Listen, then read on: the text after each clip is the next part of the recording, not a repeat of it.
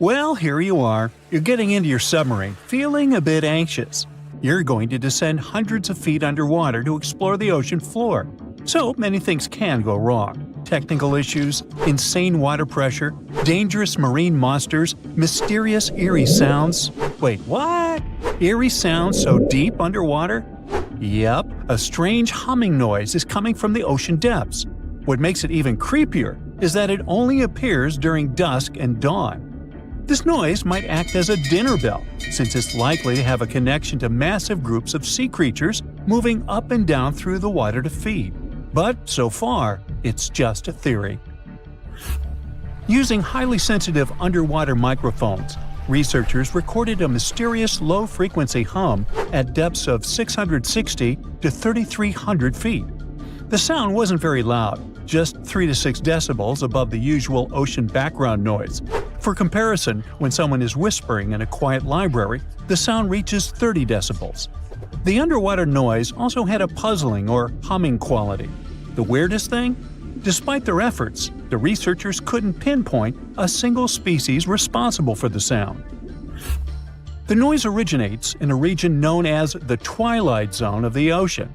This region is dark and doesn't have many nutrients, with no sunlight for photosynthesis.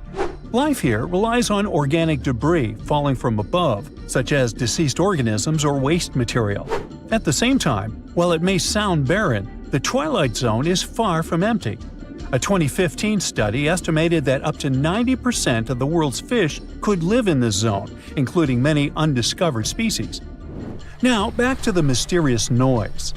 The researchers believe the sound may be linked to the vertical migration of small marine creatures like fish, shrimp, and squid.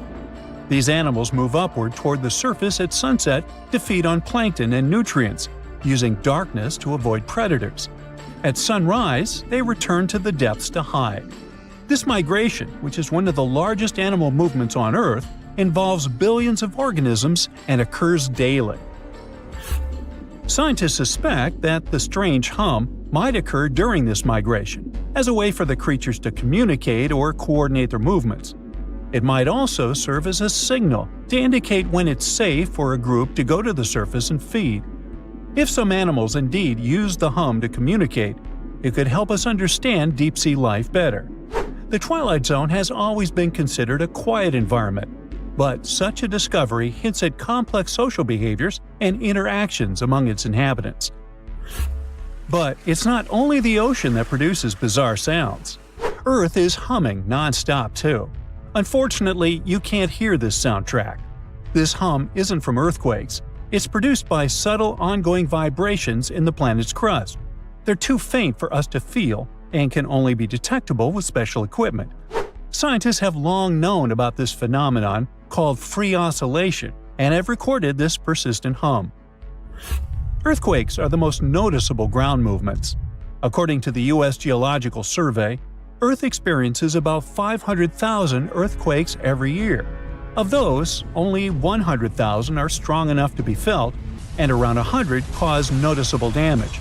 But in the quieter moments between earthquakes, the planet is still constantly vibrating with smaller, unnoticeable movements. Unlike the sudden jolts of earthquakes, this hum is steady and uniform, and it's a byproduct of microseismic activity. Seismometers, tools used to record ground vibrations, can detect this sound anywhere on land. For years, researchers have been debating the origins of this hum.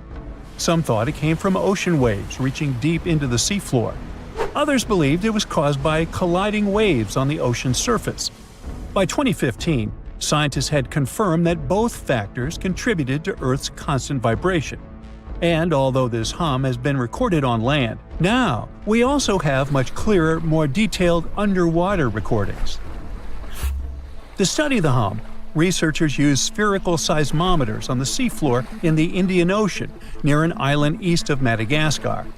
Between September 2012 and November 2013, they placed 57 free-fall seismometers across a 772 square mile area. These devices are designed to sink into the ocean floor and record even the faintest vibrations.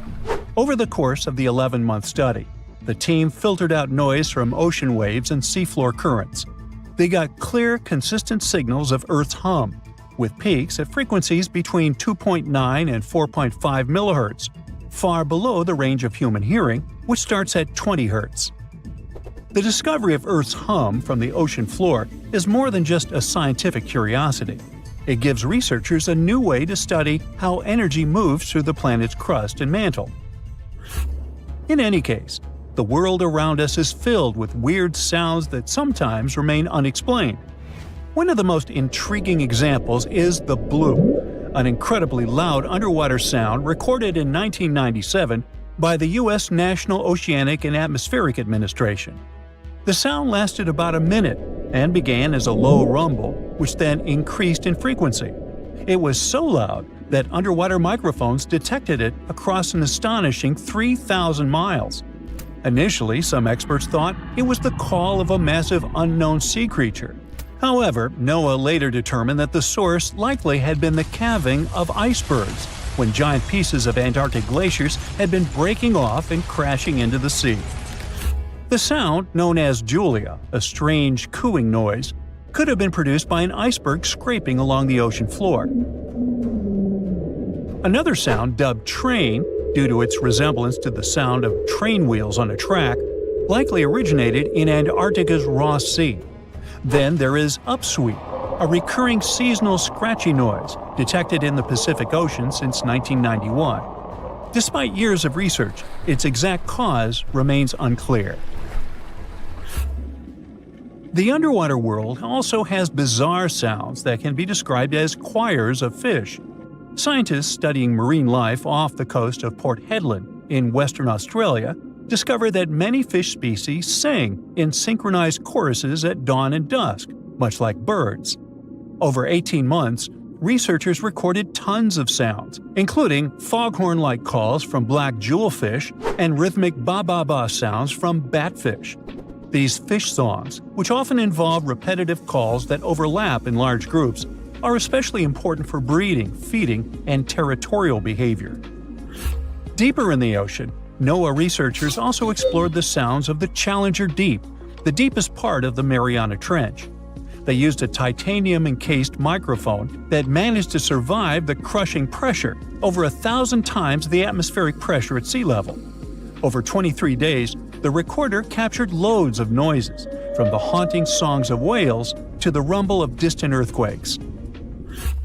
Now, we've already figured out that the ocean is filled with strange sounds, but you can also hear weird noises above ground. One of the most puzzling is the hum, a low-pitched noise reported by people in specific areas, such as Taos, New Mexico, or Bristol, England. The sound is often described as a faint engine-like drone, and its source remains a mystery. Some researchers think it might be a psychological phenomenon, where people focus on subtle background sounds they might otherwise ignore. In any case, no definitive answer has been found yet. Geological formations can sing too. Utah's Rainbow Bridge, a massive 300-foot-high sandstone arch, vibrates like a guitar string when exposed to sounds, distant earthquakes, or waves near Lake Powell. Scientists have studied its frequencies to understand how such vibrations could affect the bridge's stability over time. Interestingly, visitors to the Rainbow Bridge have reported hearing faint humming sounds too.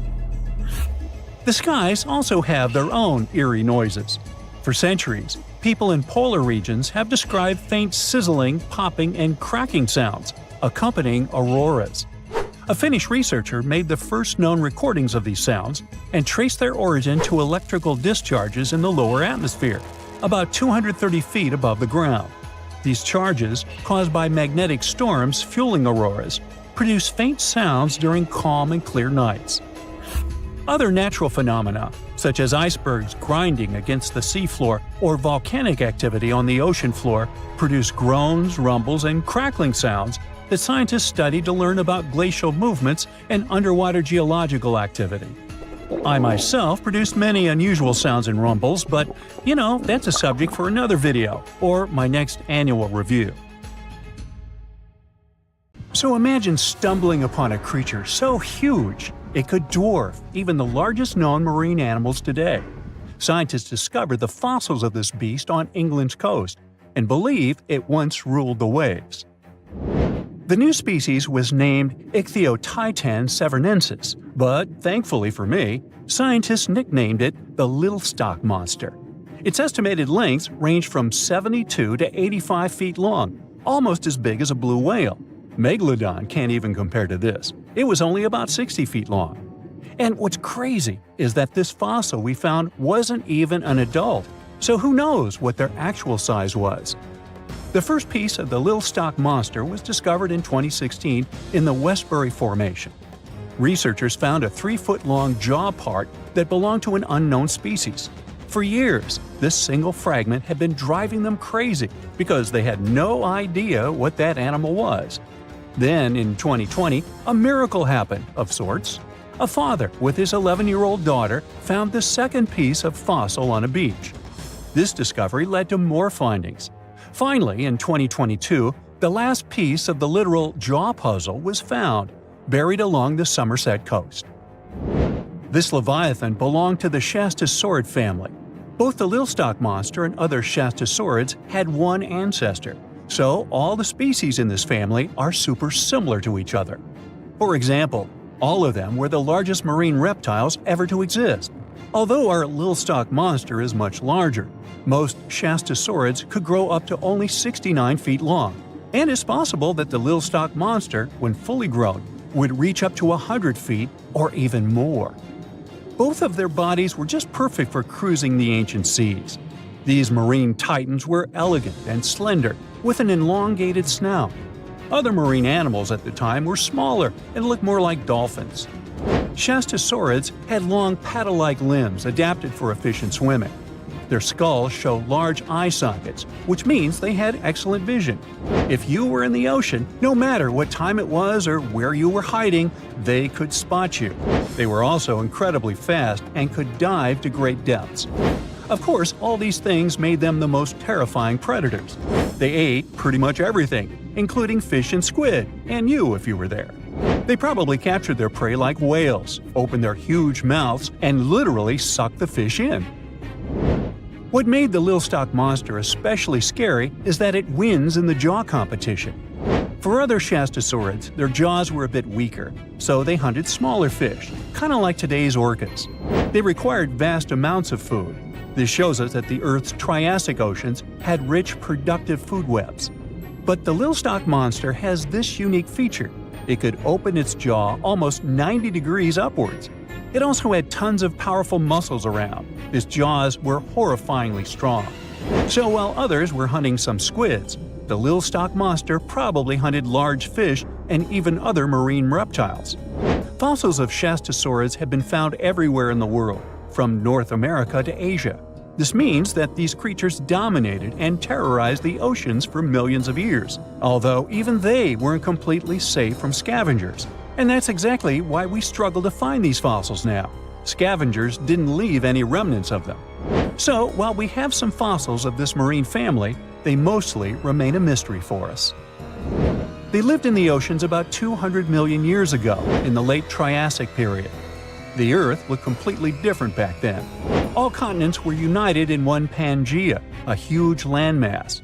Some parts of this supercontinent were covered with lush conifer forests, while others were dry deserts and open prairies. It was before the famous Jurassic period, but there were already first pterosaurs and amphibians. It seems like those monsters were crazy resilient. The Triassic period was super unstable, but they survived through many changes in the environment. Well, until the last one. The Triassic extinction came out of nowhere. It was one of the Earth's Big Five extinction events. It wiped out almost all species on the planet, including these leviathans. It's still not clear what happened exactly, but it looks like there was a huge tectonic activity. Volcanoes in the oceans were going crazy back then. These massive volcanic eruptions have probably altered the climate and ocean chemistry, leading to the extinction of many species. Scientists have a theory that it might have happened because there was a rain of comets flying to our planet from the Oort cloud. This likely happens about every 200 million years or so. I wasn't around then, so I'm just guessing here. In any case, after the extinction, the Earth took some time to recover. Then it entered the famous Jurassic period. More terrifying sea monsters were on the way. One of them left us a colossal skull. This fossil is 150 million years old, and it also belonged to a sea beast from Jurassic times. They called it the Sea Rex. The name is very fitting. This monster could have broken a car in half with one bite. It was also discovered accidentally.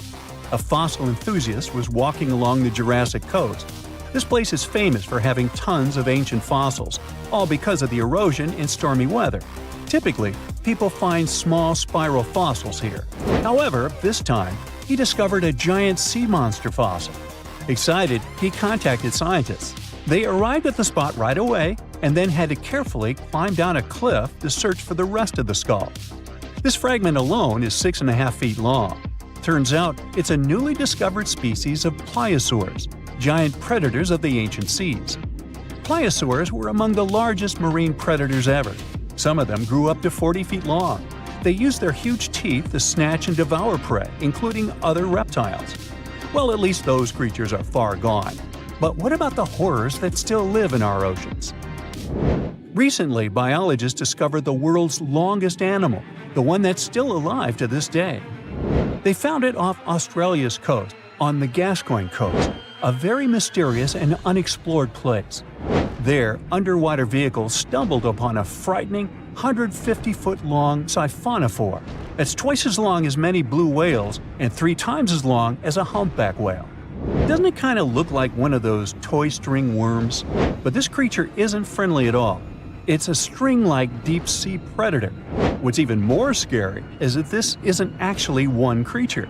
It's a colony of small clones working together as one. Basically, collective consciousness. Ooh, Borg. Together, they stretch out like a single long string in the water. This creature might be the longest siphonophore ever found, and it was discovered at a depth of around 2,000 feet. Siphonophores, similar to jellyfish, capture their prey by dangling stinging tentacles in the water. When their tentacles touch small crustaceans and fish, they get paralyzed, and then they're reeled up to the colony's body. Expeditions to Western Australia's underwater canyons were definitely worth it. Together with that siphonophore, scientists have discovered up to 30 potential new marine species. Among them were a new octopus or squid, a long-tailed sea cucumber, glass sponges, and giant hyroids, colonies of animals resembling upside-down jellyfish. None of them have been seen before in Australia. But most of them weren't as scary as the one that was recently discovered in the Gulf of Mexico. This creature is straight out of a sci-fi thriller, a 26-foot-long mangapinna squid or bigfin squid. It was discovered near an offshore oil rig at a depth of more than 7,800 feet. It has incredibly long elastic tentacles, which can be 15 to 20 times longer than its body.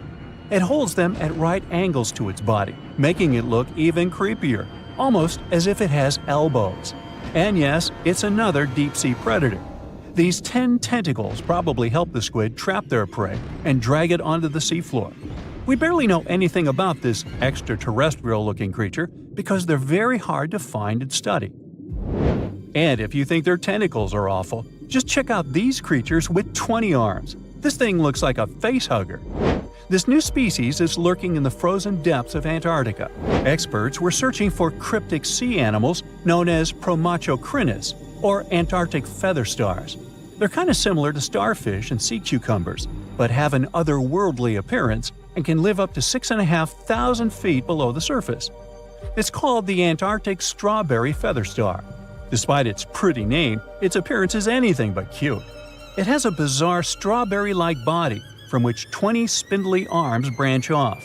Its coloring ranges from purple to dark reddish, and the arms all have different lengths and thickness. Who knows how many more of such scary creatures we'll discover in the future? Most of the ocean is still shrouded in mystery, whether we're talking about dark corners or creatures that are hiding in the depths. But sometimes, it gives us a peek into scary things it hides in its cold, dark depths. Like when you hear on the news that there are some deep-sea creatures washed ashore after a powerful storm once again. Some just look weird, while others are real monsters that live at depths of more than 3,300 feet. The coldest and deepest parts of the ocean have created one specific phenomenon called gigantism. So, sea spiders, squids, worms, and many other animals, mostly invertebrates, or creatures without backbones, they're all way bigger and scarier than the versions we see in the more shallow areas. In the Pacific depths, you can see a sea sponge as large as a minivan. Or what about the colossal squid that lives in subantarctic waters and is nearly 14 times longer than the arrow squid, a type that mostly lives in New Zealand? Researchers found many of these underwater monsters in the Abyssal zone of the ocean.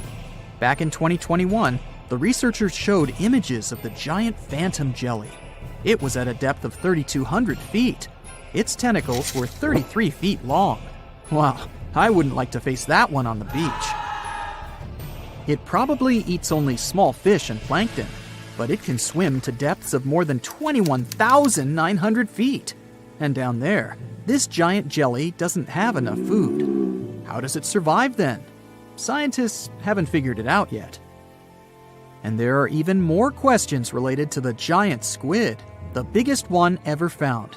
This monster is 43 feet long, with a weight of nearly a ton. Imagine if those tentacles would grab your car, or something like that. They would smash it like it was a toy. There's no light in the abyssal zone. Sun rays just can't penetrate that deep. So there's no algae or underwater plants there. Local animals mostly eat snow. Marine snow is not like the regular one you build a snowman with. It consists of any small flakes or remains that fall from the surface of the ocean. Maybe even some leftovers that animals up there couldn't eat. So it's not much. But apparently, it's enough for very large creatures that hide deep down there, like giant squids. Squids that generally live at such depths don't bother going after their prey. They just wait until the poor animal swims right up to their long tentacles and falls into a trap. It may not be the best method ever, because not many animals will even swim into these dark, cold parts. But it's the method that saves energy. A giant squid eats only 1 ounce of fish daily, which is approximately 45 calories. That's nearly 50 times fewer calories than an average person should eat per day. So when a squid gets 1 fish, it saves it for a couple of days. I hope giant squids won't get the idea to go to the surface and look for food when there's not enough of it in the abyssal zone. And I hope even more that giant Greenland sharks won't get that same idea. You can find them at depths of up to 7,200 feet. They're twice as slow as we usually walk. They swim at a speed of 1.12 feet per second. Their slowness is part of the energy-saving mechanism that creatures down there need to survive. But they can speed up in the form of short bursts when they need to catch prey. But they kinda change their diet from predator to scavenger, considering their environment. There will be more leftovers falling from the surface than animals to go after. Greenland sharks grow just 0.4 inches per year, and they're mostly 20 feet long, which means they live for a very long time, sometimes up to 400 years. They also have a slow metabolism, and that's one of the main factors for their long life, too. Greenland sharks like to spend their time in cold waters. They're adapted to that, since their tissues have specific chemical compounds that prevent the forming of ice crystals all over their body. That means they have some sort of natural antifreeze. So what makes them so big? Scientists are still not sure, but some theories try to explain it. There's this thing called Kleiber's rule that says bigger animals tend to be more efficient. Just take a small fish and compare it to a whale with a mass hundreds of times bigger. The whale has a greater metabolism. It conserves energy more efficiently and loses less of it to the surroundings through heat. Moving on, bigger animals can ingest bigger prey. They're more likely to go through tough issues in their environment or defend themselves from predators going after them. Also, the body gets bigger when temperatures are lower. The Greenland shark is a perfect example. So are giant sea spiders. Sea spiders are generally common, and you find some very small ones at 0.04 inches. But in deeper parts of the Antarctic, they become 3-foot-long giants. They grow so big because the cold water has more oxygen. That way, more of it diffuses into the animal's body, and that allows it to grow bigger. Yeah, both as a creature and a nightmare. And how about this giant tube worm? Researchers found it accidentally while they were exploring the mysteries of the Pacific Ocean floor. They stumbled upon unusual hydrothermal vents. Volcanic heat is a thing that gets them going. As water seeps down through faults or cracks in the rock, these vents change their direction.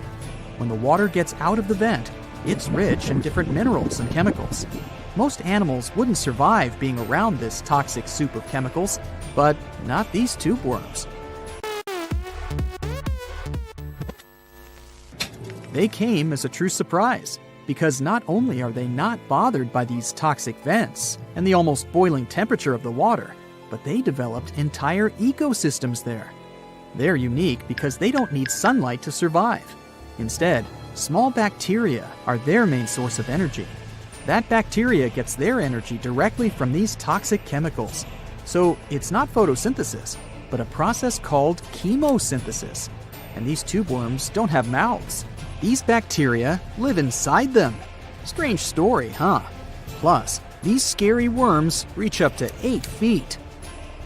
Giant isopods are no better either. They lurk at the depths of the ocean of 1,640 feet or more below, far away from the sunlight, looking like some monstrous wood lice. They spend most of their time on the seabed, hoping to find some food falling from higher levels of the ocean. Check out their small hooked claws at the ends of their legs. Isopods use them to remain more stable while moving around the ocean floor. Since there's no light, they have long antennae that help them feel their way around. These sensory antennas are about half the length of their body. Giant isopods have pretty big eyes compared to their body size too.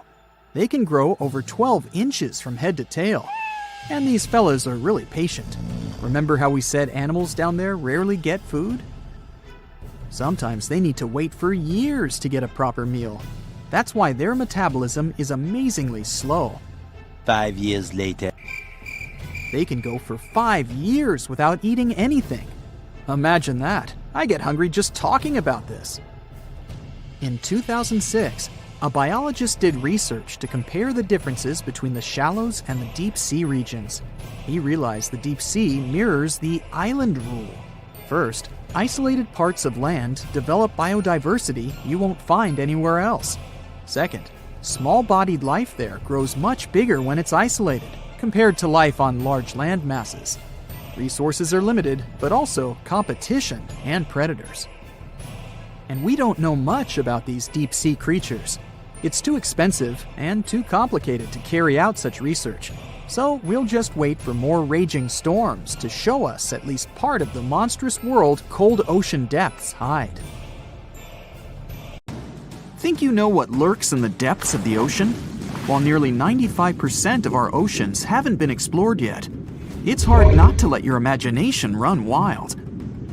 But thanks to brave explorers, deep-sea cameras, and awesome archaeologists, we do know about some pretty incredible sea creatures living in our waters today, and millions of years ago. From the 9-foot spider crab to the 60-foot prehistoric Megalodon, these sea dwellers come in all shapes and sizes. But let's focus on sea creatures famous for their huge size. Can you guess which living species of whale is the largest? Well, it's not the orca, but that's a good guess.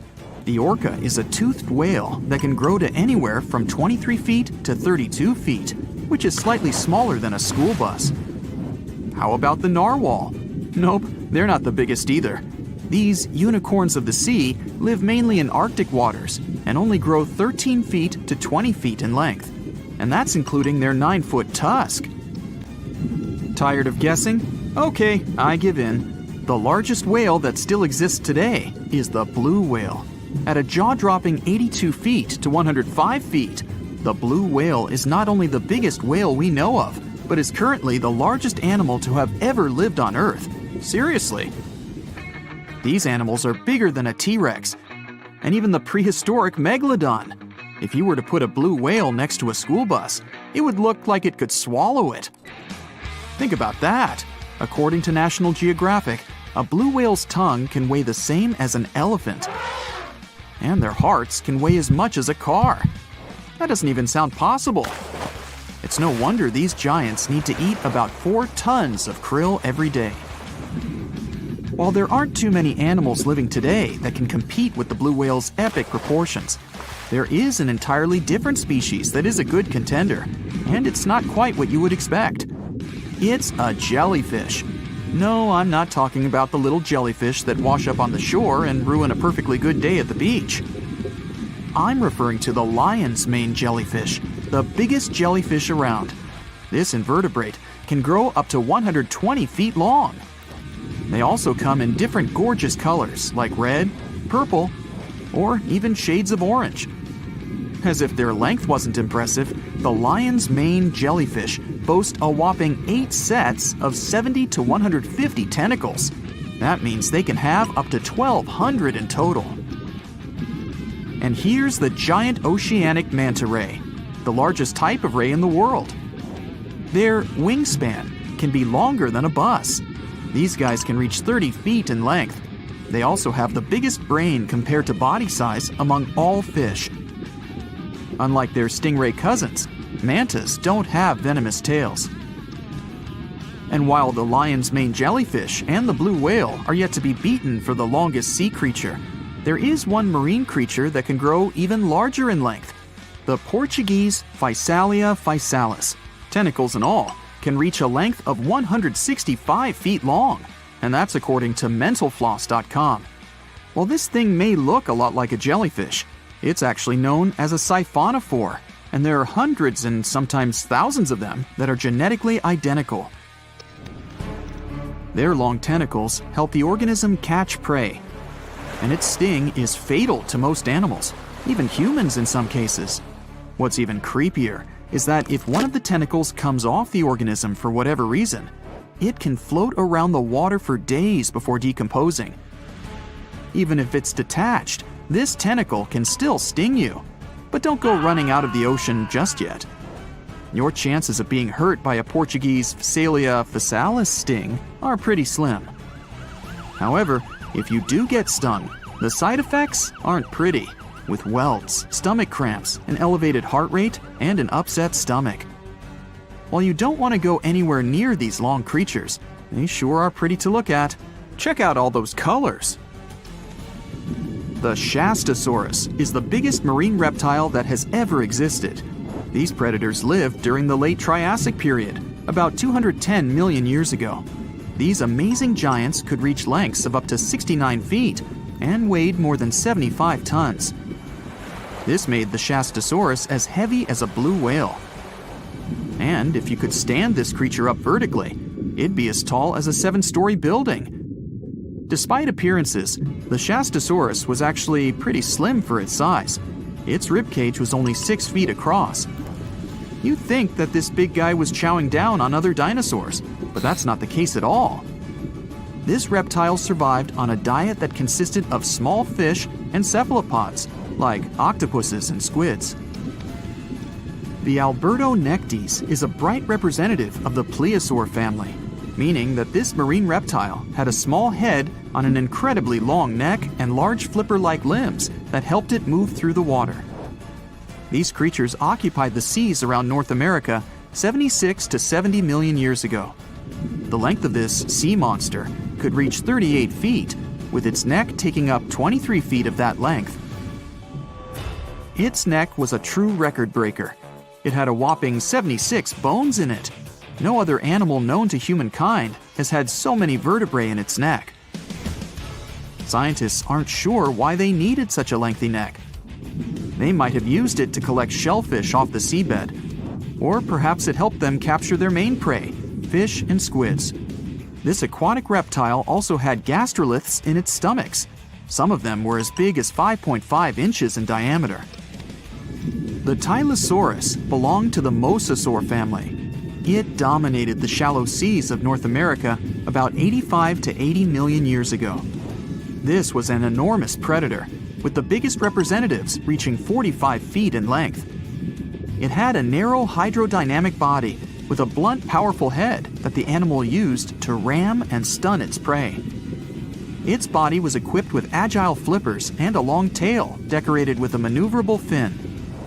The Tylosaurus was a carnivore, and its diet included not only fish, turtles, and small sharks, but also other mosasaurs, plesiosaurs, and flightless birds. Meet Ophthalmosaurus. This prehistoric reptile thrived during the late Jurassic period and lived in oceans all over the world. Ophthalmosaurus weighed somewhere around 6,000 pounds and grew to approximately 16 feet long, according to newdinosaurs.com. That's about the same length as the beluga whale that exists today. It's too bad these guys went extinct before we had a chance to see them ourselves, as their cartoonish wide eyes and dolphin-like features are pretty darn cute. Of course, the Ophthalmosaurus evolved over time to become ophthalmologists, or eye doctors that we know today. No, that's just a lie. Just testing you.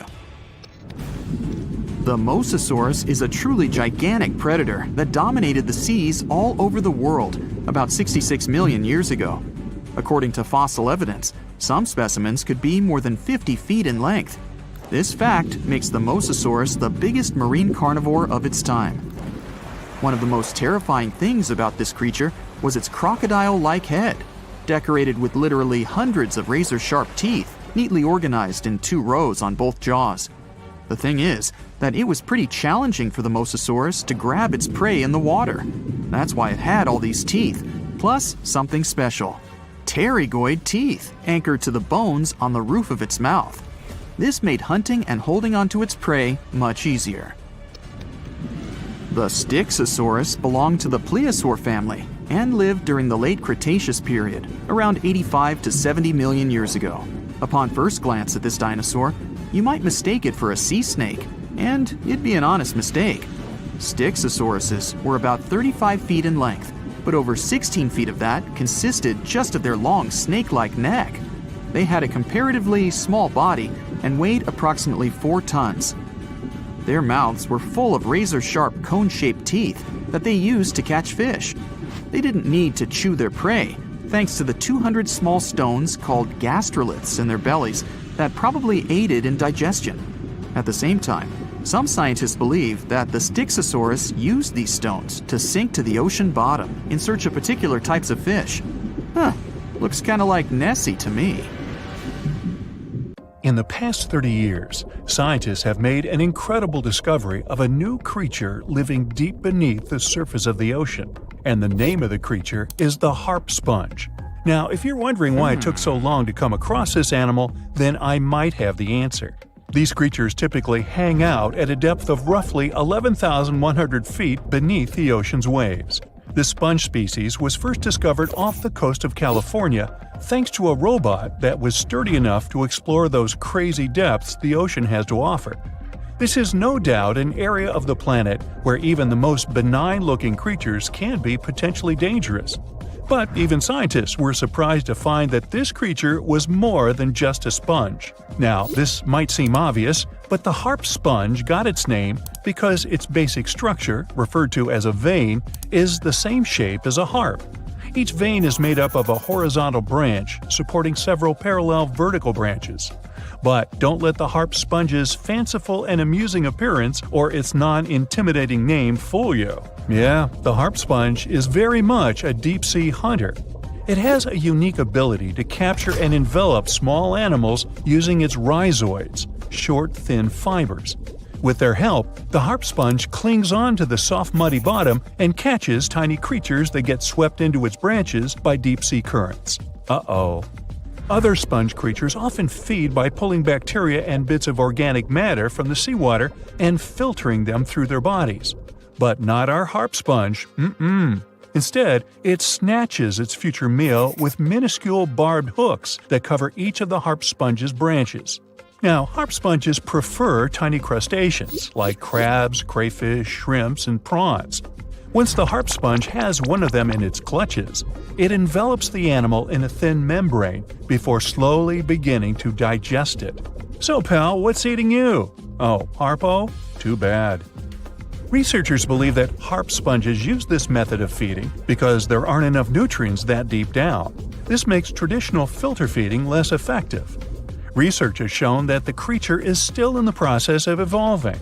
Early harp sponges researchers found only had 2 veins, but later scientists discovered other harp sponges that had 6 veins.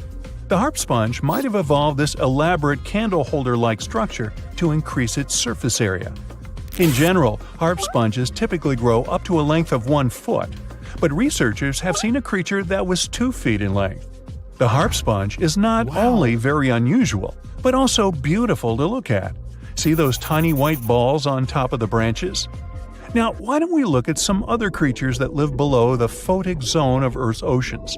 The photic zone means the area beneath the ocean's surface that still receives some sunlight.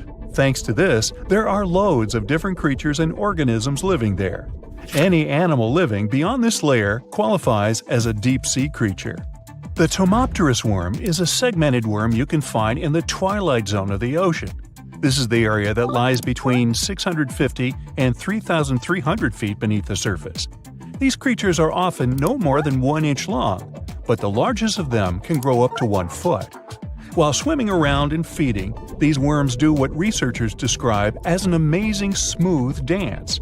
That's because the creatures can swim extremely quickly and maneuver at tight angles with ease. Now, I know most people hear the word worm and think of the common earthworm, so it's quite interesting to know there's a deep-sea worm out there that never leaves the water during its entire life. Similarly, most of us try to avoid jellyfish that either rest on the sand or sit on top of the ocean waves. This isn't the case with a chrysotid jelly. That's a deep-sea creature too. This beautiful jellyfish is mostly ruby red, bright orange, or electric purple. That's what helped researchers realize they had found a new species of jellyfish. The creature grows to a maximum size of 1 inch across. It has tentacles that stretch out in every direction. Now, if you come close to this jellyfish, it'll pull all these tentacles in toward its body before rapidly swimming away to avoid danger. Yes, you are dangerous. The chrysotid jelly is extremely rare. You won't see it very often. You might need to borrow that deep-sea diving robot I mentioned earlier. While worms and jellyfish might seem quite harmless, this isn't the case with the Pacific viperfish. This creature is equipped with a noticeably big mouth, like me, and the needle-like teeth inside are key to its hunting strategy. Pacific viperfish live at around 5,000 feet below the ocean surface, but they're among those numerous marine animals that migrate each night from the ocean depths toward shallower waters to dine. What's on the menu for dinner tonight? Lots of small fish and shrimp. The creature can grow up to 12 inches in length. Its 2 front fangs, which stick up from the fish's bottom jaw past its own eyes, are especially dramatic. When the fish unhinges its jaw, its mouth can open wide enough to engulf smaller animals, and the teeth form a cage to prevent an escape. Now, have you ever seen an underwater creature that looks like a strawberry? Trust me, it does exist. Just look at these dots on the strawberry squid. The creature has a big eye and a smaller one. You might think this unconventional pairing would be awkward and uncomfortable, but it's actually the opposite. The big left eye looks upward. It spots shadows cast by other animals in the dimly lit waters above. The eye's tubular shape helps it collect as much light as possible. On the other side of the squid's head, you can see its right eye. It's small and looks downward. This eye searches for flashes of bioluminescence produced by animals lurking in the darker waters below. Now, bioluminescence means the production and emission of light by living organisms. By the way, the squid has a nickname.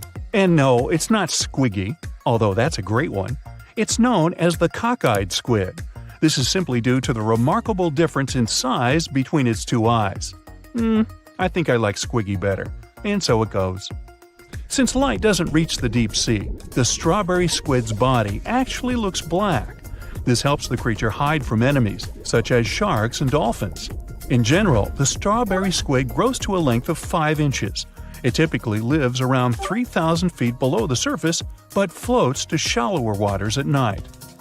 Now, the feather star is a marine creature without a backbone, but with feather-like arms that radiate from the center of its body. These creatures first appeared around 200 million years ago. Related to sea stars, they look like a flower, but if you approach them, they'll quickly swim away. But not all feather stars can swim. Many species can only crawl along the bottom of the seafloor. Like some of the other deep-sea creatures we've looked at, the feather star can adapt to its surroundings. It has a creepy ability to shed its arms, the same way some lizards can shed their tails. This also helps them escape from their enemies. Feather stars live all across the globe, from the equator to the poles, from the shallow waters on top of reefs to the deep, deep sea. Now, given that we're dealing with mysterious creatures, the name of this one is quite fitting. The swift vampire squid should be the official symbol of life in the deep sea. The animal has a dark red body, huge blue eyes, and a cloak-like web that stretches between its 8 arms. This, along with its name, may suggest that the creature is some form of a terrifying hunter. In reality, though, the vampire squid is a soft-bodied, timid creature, about the size, shape, and color of a football. It grows to roughly 12 inches in length and lives 3,000 feet below the waves. There's almost no oxygen there, but also relatively few predators. Whew, I think I'll need to decompress from this one. Some sharks have an eerie ability to spit out their stomach and then pull it back into place. Well, that would be handy. Most sharks eat huge amounts of food, but the problem is they can't digest everything they've gulped down. So they need a way to get rid of such stuff as sea turtle shells and beaks, bird feathers and bones, lobster claws and whatnot. And then these amazing creatures willingly barf up their whole stomach, along with all the contents. After the shark is done, it pulls its main digestive organ back in, and the entire process usually takes no more than a second. Some shark species, like great whites or mako, have a special eye-warming system. Their retina heats up their eyes and brain. This not only helps them detect movement better, but also improves resolution. As for the mako shark, this species often travels vertically across different temperatures. Unlike most people with only one movable jaw, sharks can freely move both their lower and upper jaws. This allows them to get a better grip on their meal and chew it up faster and more thoroughly. That's comforting. Sharks give birth to a large number of little ones at once. It depends on the species, of course, but let's say the blue shark is famous for producing more than 130 pups at a time. Great white sharks have a more powerful bite than most jungle cats. A 20-foot-long underwater hunter can produce a force of more than 4,000 pounds per square inch. And that's a bite 4 times stronger than that of a lion or tiger. People, with their measly 150 to 200 psi bites, aren't in the running whatsoever. Swell sharks defend themselves by swallowing huge amounts of water. Then the shark's body becomes twice its normal size, and this scares potential danger away. Sharks can grow more than 50,000 teeth during their lifetime, but not all of their teeth are the same. The strongest and most massive ones are at the front, and those closer to the back are smaller and not so powerful. But if the front teeth are damaged, these weaker ones can replace them. It's possible because sharks' teeth aren't as deeply rooted as humans and can move. Shark skin has the same feel as sandpaper. It's made of teeny, teeth-like scales. They point towards the animal's tail. This helps to reduce the friction that occurs when sharks move through the water. Whale sharks have extremely thick skin. In some places on their body, it can be 6 inches thick. It's one of the toughest in the animal world. Scientists have to make loads of effort if they want to get this creature's blood sample. Sharks have an incredible sense of smell, but besides that, they use one more sense to detect other animals. There are special pores around their head, near the nostrils, and under the snout. Those are special organs, something like second sight. Every creature generates a tiny electrical field. Thanks to the pores, sharks can spot these electrical fields and figure out where other animals are. Sharks are incredibly sharp-eared. They can hear their potential meal from 3,000 feet away. They can also catch low-frequency sounds, like the ones produced by a fish's contracting muscle tissue. Sharks have been around for more than 400 million years. It means they've lived through 4 out of 5 mass extinctions. This makes them way older than Mount Everest, humans, dinosaurs, and even trees. These creatures go back to the period when coral reefs were just beginning to form. Some shark species can jump out of the water, like the great white shark or the basking shark. They're known to leap from more than 8 feet up into the air. Thanks to this maneuver, they can catch such animals as seals or seabirds. But unless you're in South Africa, you aren't likely to see sharks jumping out of the water. Shark skeletons are made of muscle and cartilage, which are lighter and twice less dense than bones. This makes sharks more flexible, which allows them to make sharp turns when they're chasing other animals. Hammerhead sharks have a weirdly shaped head for a reason. Thanks to it, these creatures have incredible 360-degree vision. Their eyes are tilted a bit forward, and it allows them to have an overlapping field of view. The goblin shark's terrifying jaws are attached to elastic ligaments. They can unfold from the animal's snout for up to 3 inches. It allows the animal to catapult its mouth forward to catch other marine creatures. Sharks don't sleep as you do. Some species have to keep swimming all the time. Otherwise, water will stop flowing through their gills and they won't be able to breathe. Others do rest, but they don't enter an unconscious state. They just go into special rest periods. These creatures don't have eyelids. That's why their eyes remain always open, and their pupils monitor their surroundings. They also keep their mouth open so that the water can pass through their gills. Sharks can travel remarkably long distances without needing any rest, all thanks to their bizarre sleeping pattern. For example, great whites can swim distances of more than 2,000 miles without stopping to eat or rest. How come these creatures don't starve? They draw on the fat stored in their livers. By the way, this organ can compose up to a third of the animal's body weight. Contrary to popular belief, sharks do not and cannot swim in reverse. Their tails propel them forward, and their pectoral fins help them to keep their balance and turn. It means that, anatomically, these animals can't move in any direction other than forward. Sharks have no vocal cords. They can't produce sounds to communicate with one another or express their emotions. That's why they have to use body movements, like twisting their bodies or flipping over. Sharks live in all of the world's oceans, but several species also inhabit freshwater rivers and lakes. For instance, bull sharks have been found in tropical rivers. They're also known to be able to swim between fresh and salt water. The smallest shark out there is the dwarf lantern shark. This unique creature doesn't grow longer than 8 inches, but the shark makes up for its tiny size in other ways. For example, some of its organs emit light, and since the creature lives in the shallow waters, this helps to camouflage it in the rays of sunlight. Blue sharks eat a lot, often more than they need. Some of this food can remain undigested for weeks till it's needed for energy. Sharks have something that looks similar to a tongue, but this organ is called the basial. It's the front section of the cartilage that goes from the shark's chest to its mouth. It doesn't move and is pretty much useless. The so-called tongue doesn't take part in the process of feeding. It isn't covered in taste buds. Its only real use might be that it supports some of the bones connecting the shark's gills. There are hundreds of shark species in the world, more precisely around 500. Some of them are pretty bizarre. Just look at the goblin, basking, or cookie-cutter shark.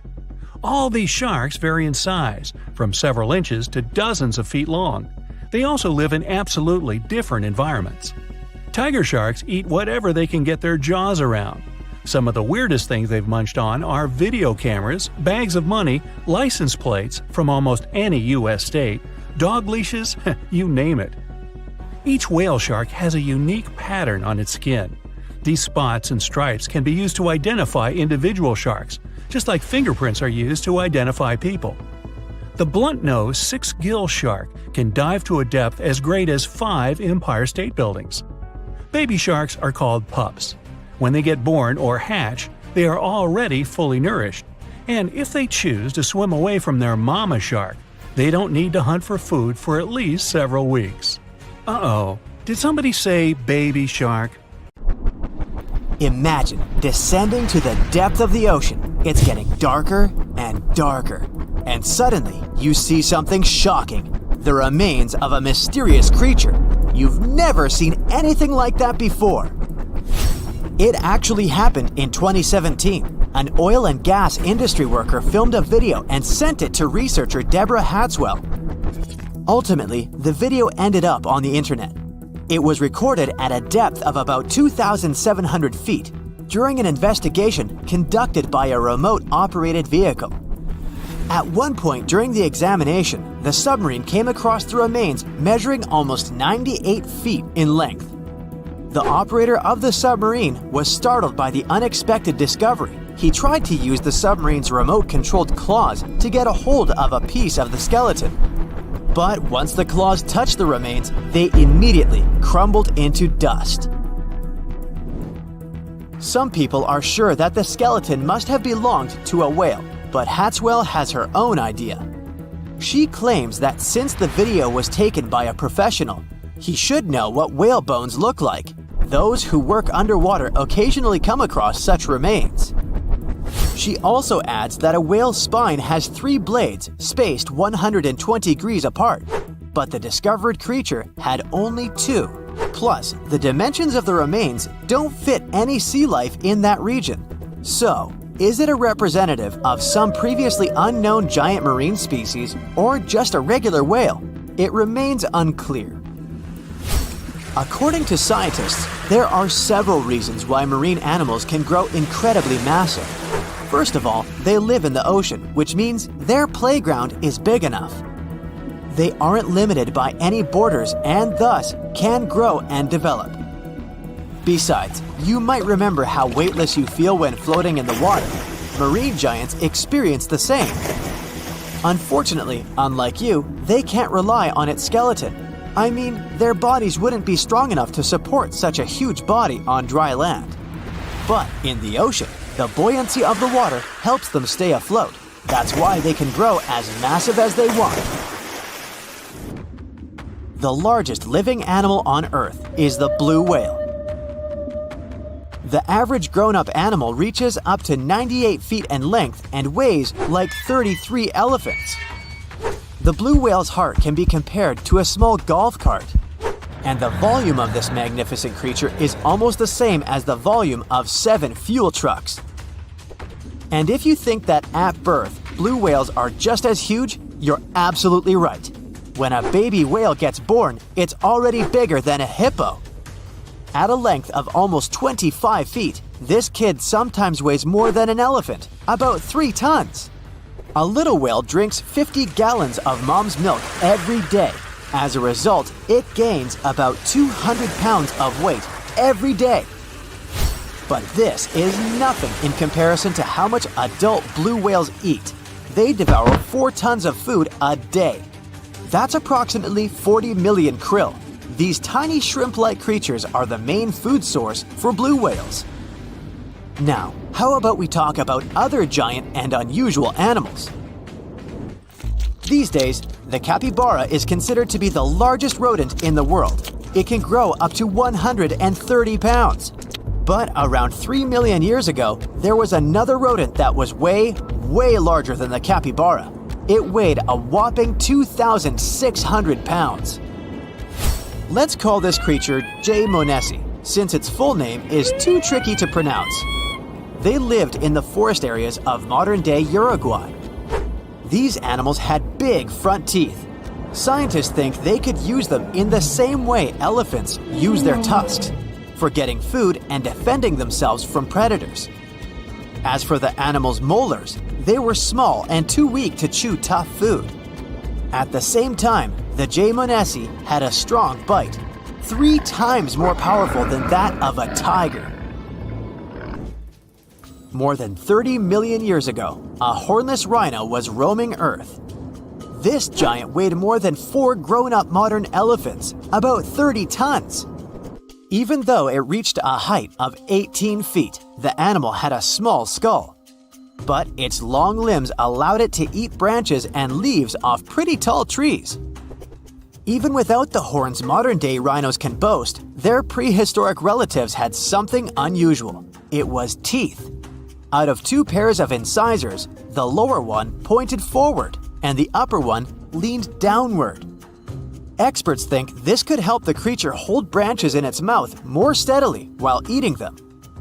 This prehistoric rhino is still the largest known land mammal to ever exist.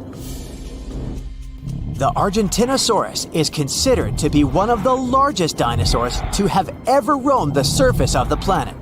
This creature was discovered in 1987 in Argentina, hence the name. The length of this colossal herbivore that lived around 90 to 100 million years ago could be as long as 3 school buses. These dinos were pretty slow. Their top speed was around 5 miles per hour, which is the speed of a very slow taxiing Boeing 747. But no wonder they didn't rush. Imagine carrying such a huge weight every day. Scientists haven't figured out yet how these enormous animals held their necks vertically or horizontally. The problem is that in a vertical position, the Argentinosaurus's heart would have experienced enormous pressure. After all, it would have had to pump an impressive amount of blood, 40 feet into the air, and repeat it 60 times every minute. The green anaconda is one of the largest snakes on the planet, considering its length to weight ratio. The average specimen might not be the world's longest, but the snake's enormous girth makes it twice as heavy as other huge reptiles. This creature is rather clumsy on land, but sleek and fast in the water. It can also lay in wait for hours while almost totally submerged. The saltwater crocodile can grow up to 23 feet in length. It's the most massive modern reptile. The largest males can weigh as much as a small hippo. Females are usually twice smaller. These super predators have the most powerful bite among reptiles. They hunt by hiding near rivers and waiting for animals to come to drink water. They also don't hesitate to strike people. The largest living organism on dry land might be a particular honey fungus which grows in the Blue Mountains in Oregon. It spreads over an area equal to 1,700 soccer fields, and although it may sound incredible, the fungus can be from 2,400 to 8,650 years old. The only part of this huge thing you can accidentally spot is small brownish mushrooms on the ground. But even if you take a usual mushroom, what you see is only 10% of the whole deal. The biggest part is hidden from your eyes underground. But while ordinary mushrooms feed on plants and fallen leaves, the honey fungus is much more dangerous. It's very harmful to the trees growing nearby. The fungus attaches itself to tree roots and feeds off of them. Unfortunately, this process damages trees, slowly and irreversibly. And if you have doubts about whether this fungus colony can be considered an individual organism, don't worry, it passes the test. It perfectly fits the definition because the fungus consists of genetically identical cells which communicate, coordinate themselves, and share a common purpose. According to rough estimates, the weight of the Oregonian humongous fungus may reach 441 tons. That's much heavier than the blue whale. But even if some animal isn't the largest in the world, it doesn't mean it can't surprise you. For example, a 1-inch long subtropical shrimp disorients its prey with a sonic boom. As loud as a sonic boom once produced by the supersonic plane Concorde. This sound stuns the prey, and the shrimp can catch it without too much effort. So, you're diving in the Atlantic Ocean, and suddenly you realize you haven't seen anyone else around for a while. You come up to the surface and your boat's gone. No! In the distance, you can see an ocean buoy you can climb onto. You scramble to safety and look out at the open ocean around you. There's nothing but blue in every direction, except something large moving in the water grabs your attention. A dorsal fin breaks through the surface. It's all over!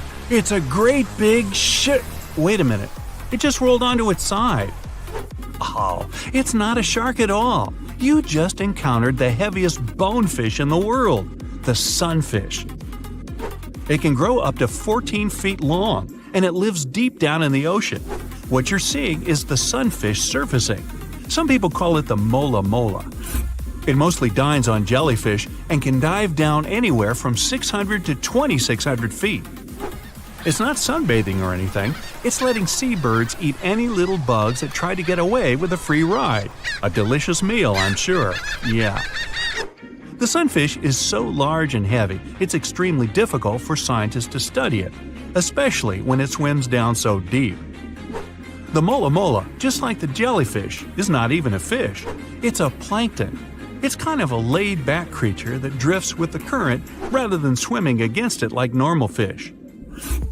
The sheep's head fish lives around the Gulf of Mexico and off the West Atlantic. It lives quite far down from the surface, and I hope it stays down there. Its teeth help snag its favorite food, shellfish. While it may look scary at first, the sheep's head fish is a regular at fish markets and some restaurants if you're game to try it. I know I wouldn't eat anything with teeth that looked like mine. The world's most misunderstood fish also happens to look like the saddest. The blobfish lives deep down off the coasts of Australia and New Zealand. It's considered one of the strangest creatures ever caught, and for good reason. This fish just isn't made for the surface. It looks like a melting pile of goo, with a frown. One thing we know about deep-sea fish is that we don't know anything about what really goes on down there. So, you make it to dry land and you hear a deep grumbling sound coming from the muddy sand nearby. Some strange eel-like animals are moving around. They might be cute, but picking one up might be a big mistake. They might mistake your finger for a nice mid-afternoon snack. The giant mud skipper lives throughout Southeast Asia and surprisingly can outrun a human if needed for a little while at least. They love muddy water, so they mostly hang out near shorelines. What makes these fish unique is that they spend most of their time out of the water. Although they only grow to about 1 foot long, they can jump about 2 feet. The walking trees of the Amazon are one of the biggest secrets of the forest. You head over there. These trees aren't walking around with legs like you or me, but they're still able to move about 60 feet every year or two. What happens is that new roots search for sunlight while the old roots leave the soil, one root in front of the other. Their movements are incredibly slow. You won't be able to sit there and watch them strut their stuff. But if you've got nothing but time on your hands, you'll notice the trees shifting week by week, trying to find the best possible light. You're walking in the West African jungle, whistling away. You pick up a small stick to get rid of some spider webs in your path. It's all good until you realize that stick is tickling your hand and bending. Lucky for you, you just picked up a giant African millipede. They grow to about 1 foot long, so they kind of look like a small snake. That tickling you feel is their 250 legs wiggling around. These millipedes are part of the same family as crabs and spiders, but they only really eat plants and fallen leaves. You pop over to Nevada for a nice walk. Hey, why not? It's way too hot, so you decide to jump into that nice pool of water you just found. The only problem? This place is way off limits, and swimming definitely isn't allowed. Why? Because of what could be the rarest fish in the world, the pupfish. They only grow about 1 inch long, and they only live here. They're precious and protected fish, so read the signs and don't even think about going swimming anywhere near them. The pupfish's backyard pool has another claim to fame. It's an earthquake indicator. When there's an earthquake, say in Indonesia, Japan, or China, waves start popping up right there in Nevada. You wouldn't be wrong for wanting to get your eyes checked if you saw this little guy sniffing around. The star-nosed mole is one of the weirdest creatures anywhere. Each one of the feelers on its nose help the almost blind mole find its food. Its nose is so sensitive, it can feel 5 times more than a human hand. That's not all. Star-nosed moles are also the world's fastest eaters. Wow, faster than me. They can even smell around for food underwater. Is there anything this mole can't do? Tardigrades, or as they're sometimes called, water bears, are one of the most interesting creatures on the planet, and also the craziest. These microscopic animals are the toughest creatures on Earth. How tough, you ask? Well, you can find them in the deepest parts of the ocean, high up on mountaintops, in volcanoes, rainforests, and even Antarctica. They're also the first animals to survive exposure to outer space. They can sleep for thousands of years without any food or water, and then get up and walk it off like it was nothing. The water bear could rule the planet, if only it was a little bigger. The blue glaucus looks something like out of a sci-fi movie. But no, this little animal is the weird uncle of the sea slug family, and you definitely don't want to pick it up. It blends perfectly into the ocean waves as it floats on the surface. The glaucus's bright shade of blue helps it melt into its background, but that's not what makes it special. Its sting is quite potent and not very pleasant, but the glaucus doesn't even produce its own venom. It just steals it off of other venomous water creatures. Not bad for something that's only an inch long. How about a delicious coconut? You need to regroup after seeing so many weird animals. Luckily, a coconut just fell from that tree, although something else fell as well. It seems like this coconut's already got an owner. Coconut crabs find coconuts on the floor and rip off that hairy brown stuff that's all over them. Then they grab the coconut with a claw and climb up a tree. From there, they chuck it down to the ground to open it up. So the crab's up there and its lunch is down on the ground. No problem. Coconut crabs love to jump from trees and can land unharmed from a 15-foot fall. This is one crab you wouldn't want to try to catch with your hands. The coconut crab's claw is the strongest of all crustaceans. If it can bust through a coconut, yeah. By now, you've seen your share of crazy, but no one is prepared for the hagfish. This fish looks like an eel, but with one extra superpower: slime. Less than a teaspoon of slime, when combined with water, can multiply up to 10,000 times. Once the hagfish oozes out its slime, nothing can get close. And what if some of the slime gets in its own nose? It learned to sneeze it out. They're also boneless and made entirely out of cartilage. Last one for today, introducing the purple frog. Not a very exciting name, I know. The purple frog is a strange-looking frog species. It looks like it just ate way too much, and it's got a nose like no other. What makes this creature even stranger is that it lives underground, and I don't mean just for a short while. The purple frog only comes out of its hole for 2 weeks a year. It mainly eats termites it finds underground, so why would it bother coming up to the surface at all? Imagine descending to the depth of the ocean. It's getting darker and darker. And suddenly, you see something shocking. The remains of a mysterious creature. You've never seen anything like that before.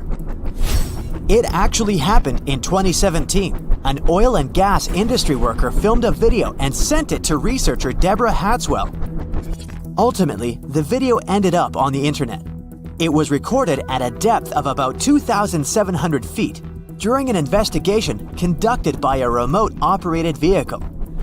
At one point during the examination, the submarine came across the remains measuring almost 98 feet in length. The operator of the submarine was startled by the unexpected discovery. He tried to use the submarine's remote-controlled claws to get a hold of a piece of the skeleton. But once the claws touched the remains, they immediately crumbled into dust. Some people are sure that the skeleton must have belonged to a whale, but Hatswell has her own idea. She claims that since the video was taken by a professional, he should know what whale bones look like. Those who work underwater occasionally come across such remains. She also adds that a whale's spine has 3 blades spaced 120 degrees apart, but the discovered creature had only 2. Plus, the dimensions of the remains don't fit any sea life in that region.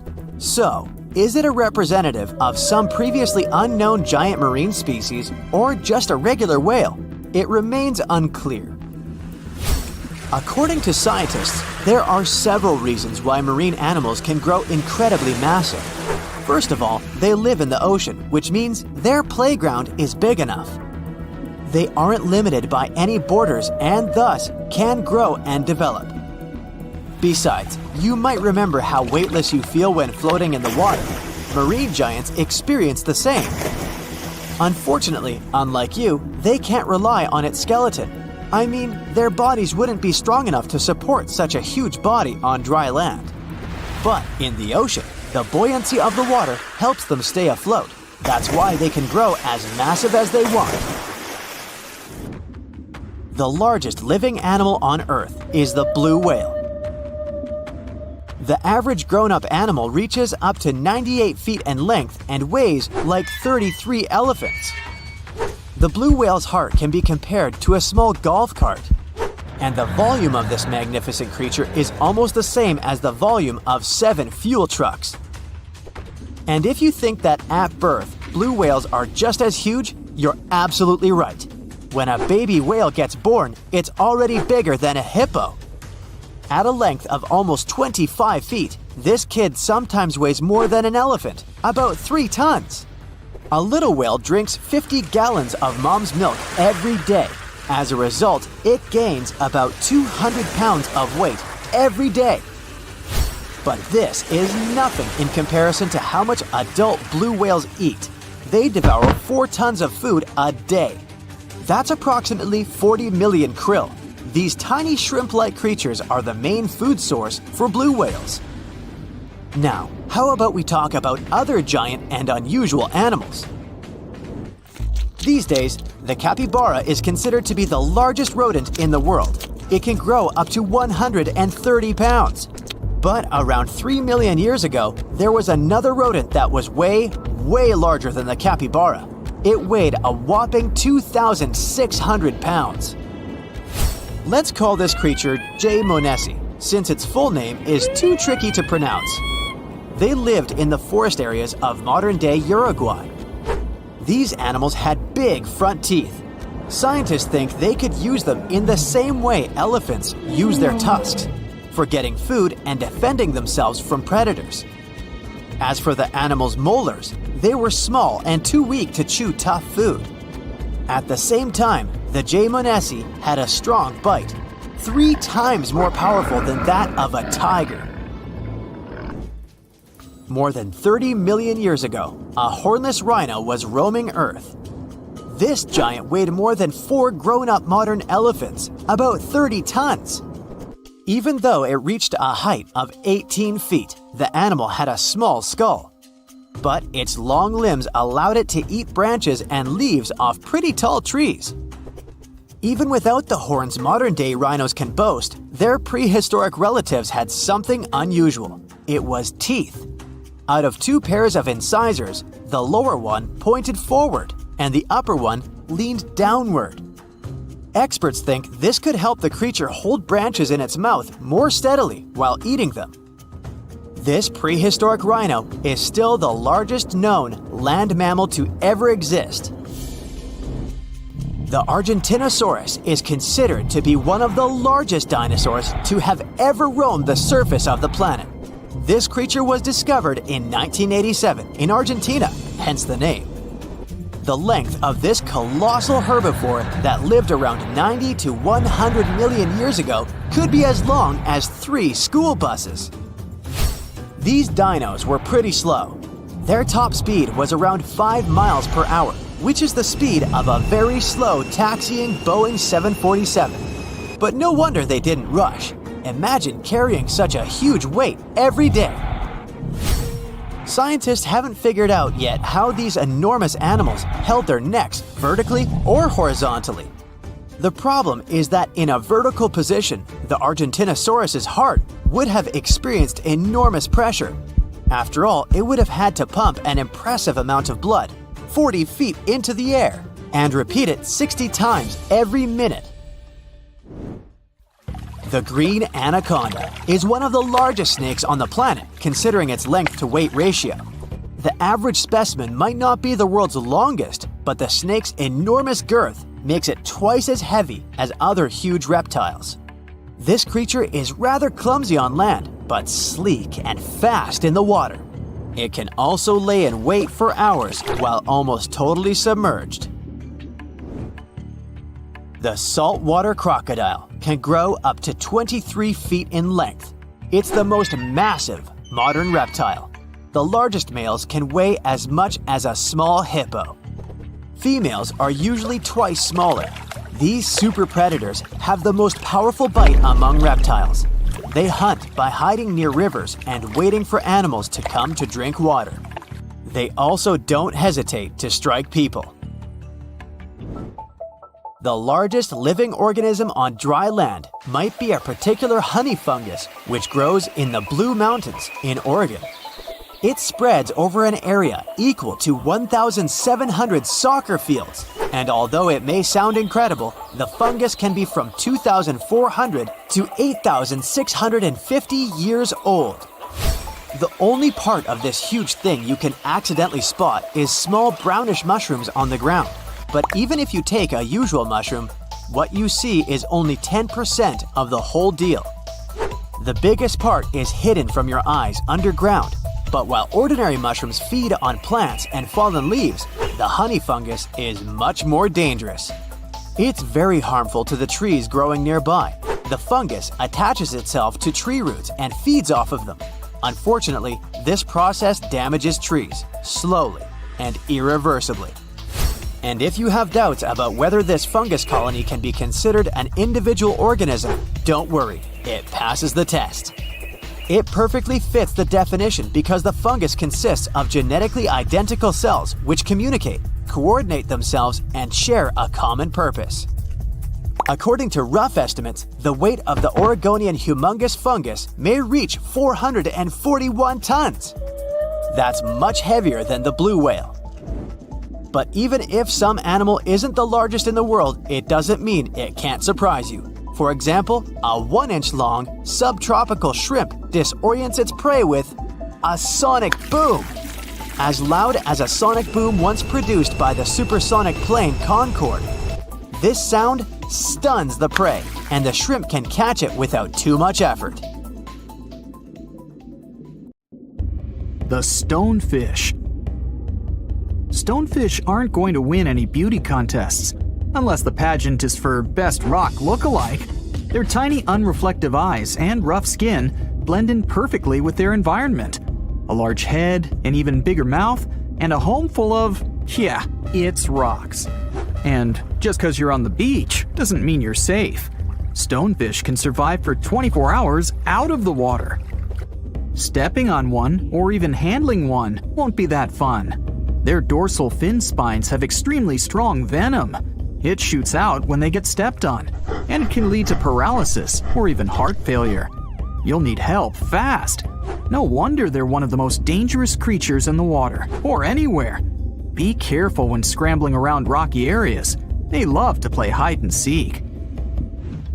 The deep-sea dragonfish. If there were a prize for the most hideous fish in the ocean, the deep-sea dragonfish would win. With slimy, scaleless skin, massive teeth, and a face only a mother could love, this bad boy of the sea is nothing to mess with. It likes to swim between 700 feet and 6,000 feet below the surface of the ocean, where the waters are the darkest and coldest. Along with some other creatures on this list, the deep-sea dragonfish relies on its bioluminescent body parts to catch prey. It also uses its hanging appendage, which boasts a little red light on the end, coming out from its lower jaw. Many fish mistake this little light for prey, luring them right into the jaws of the deep-sea dragonfish. Very clever dragonfish, very clever indeed. The fangtooth. The Mariana Trench is an underwater trench with a depth of 35,000 feet, nearly 7 miles below the ocean surface. Let that sink in. While scientists know the Mariana Trench exists, it's one of the least explored places on Earth. It's also the deepest area of Earth's oceans. And although many creatures down there probably haven't even been seen by humans yet, scientists have had the creepy pleasure of getting to know the fangtooth. The fangtooth fish shamelessly lives up to its name.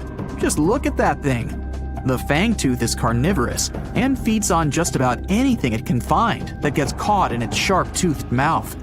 These fish rely on their contact chemoreception to find prey.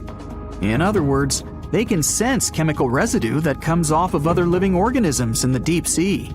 This is because they don't have any light-producing cells on their bodies, unlike many other deep-sea fish. On top of all that, it's pretty dark down there. So whatever crosses their path, they chomp on. While these guys look pretty scary, they're not a threat to humans. They only grow about 7 inches long. Even so, I wouldn't want to run into one of these things during a relaxing swim in the ocean. The Dunkelosteius. Strangely enough, this prehistoric fish, known as the T-Rex of the seas, had no teeth. Those were replaced with bony plates that allowed it to have the strongest bite among other monsters of its size. The goblin shark. If you thought the movies about sharks were scary, this next deep-sea creature will make you swear off going for dips in the ocean forever. However, it lives 3,000 feet underwater, so you'll never likely see it face to face. The goblin shark looks like a cross between a shark and a creature from your worst nightmare. These sharks boast a protruding sword-like snout with a jaw that juts out to match. Unlike other sharks that have more of a gray hue, this creepy thing looks not so pretty and pink. Aside from their scary demeanor, what do scientists really know about the goblin shark? Well, not much, except that they can grow up to 18 feet in length. Looks like there's still a lot to learn about these guys, if you dare to. By the way, did you know that sharks don't sleep? Many species have to keep water moving over their gills to get oxygen, so they can't fall into a deep sleep like we do. That's why they stay half awake during rest. Typically, sharks don't even close their eyes. The cookie cutter shark. This shark is a living horror, with lower teeth being big and sharp, while the upper ones are much smaller. When its teeth fall off, the shark eats them to maintain calcium levels. Pretty smart solution for a shark. The frilled shark. Studying the frilled shark is like looking through a portal back to prehistoric times. That's because scientists think that these eel-like sharks haven't changed much since their oldest ancestors roamed the deep sea waters, so they're sometimes referred to as living fossils. These sharks' mouths are filled with a terrifying 25 rows of backward-facing sharp teeth, 300 in total. They're designed to grasp prey and hold them tight so they can't get away, according to early studies of the shark conducted in 1884 and published in the Bulletin of the Essex Institute.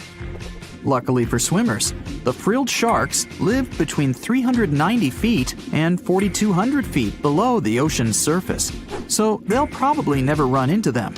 Probably. This is probably the worst nightmare of any dentist. The northern stargazer. Take a look at this cutie. The northern stargazer is definitely not something you'd wish to see on the ocean floor. This horrid creature hides its body under the sand, leaving its face above to wait for prey. The tasseled wobbegong. Here's another carpet shark on our list. It lies low on the bottom of the sea and patiently waits for its prey to come by.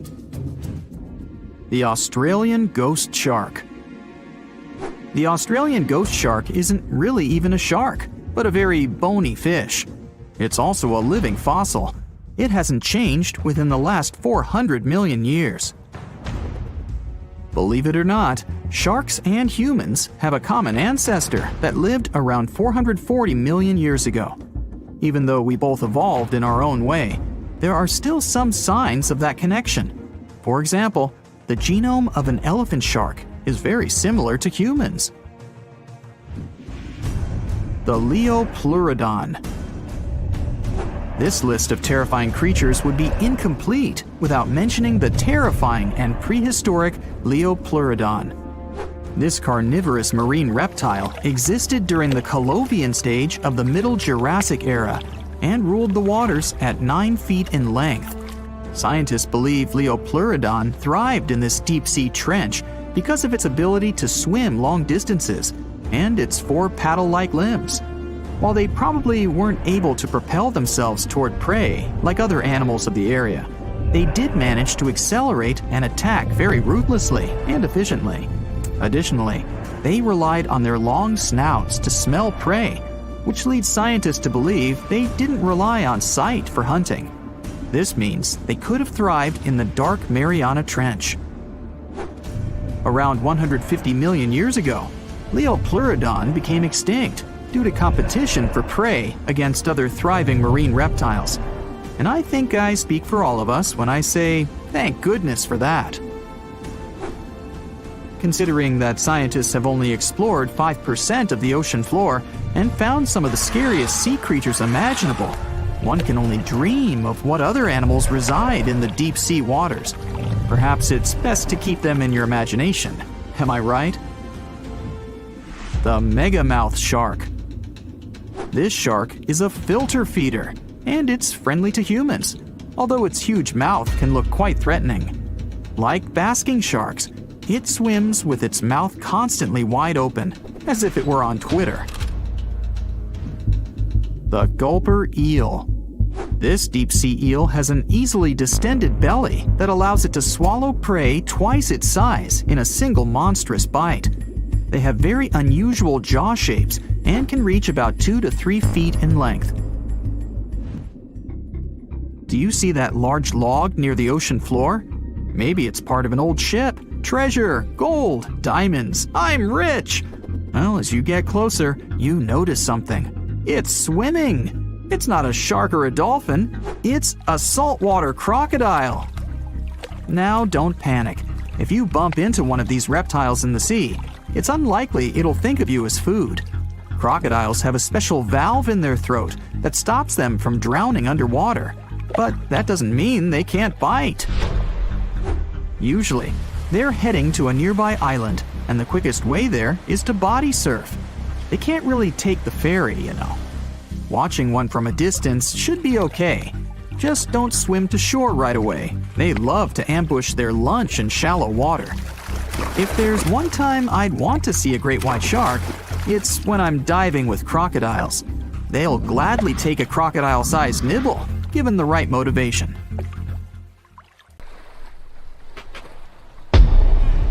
Many terrifying animals live deep beyond the waves, like this vampire squid living 3,000 feet below the surface in almost complete darkness. This animal has a cloak, like a vampire's. That's why it's called the vampire squid. Deep down at the bottom, it can't use ink to defend itself.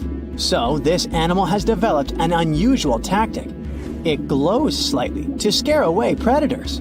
If this tactic fails, the vampire squid can turn its body inside out, revealing tiny spikes.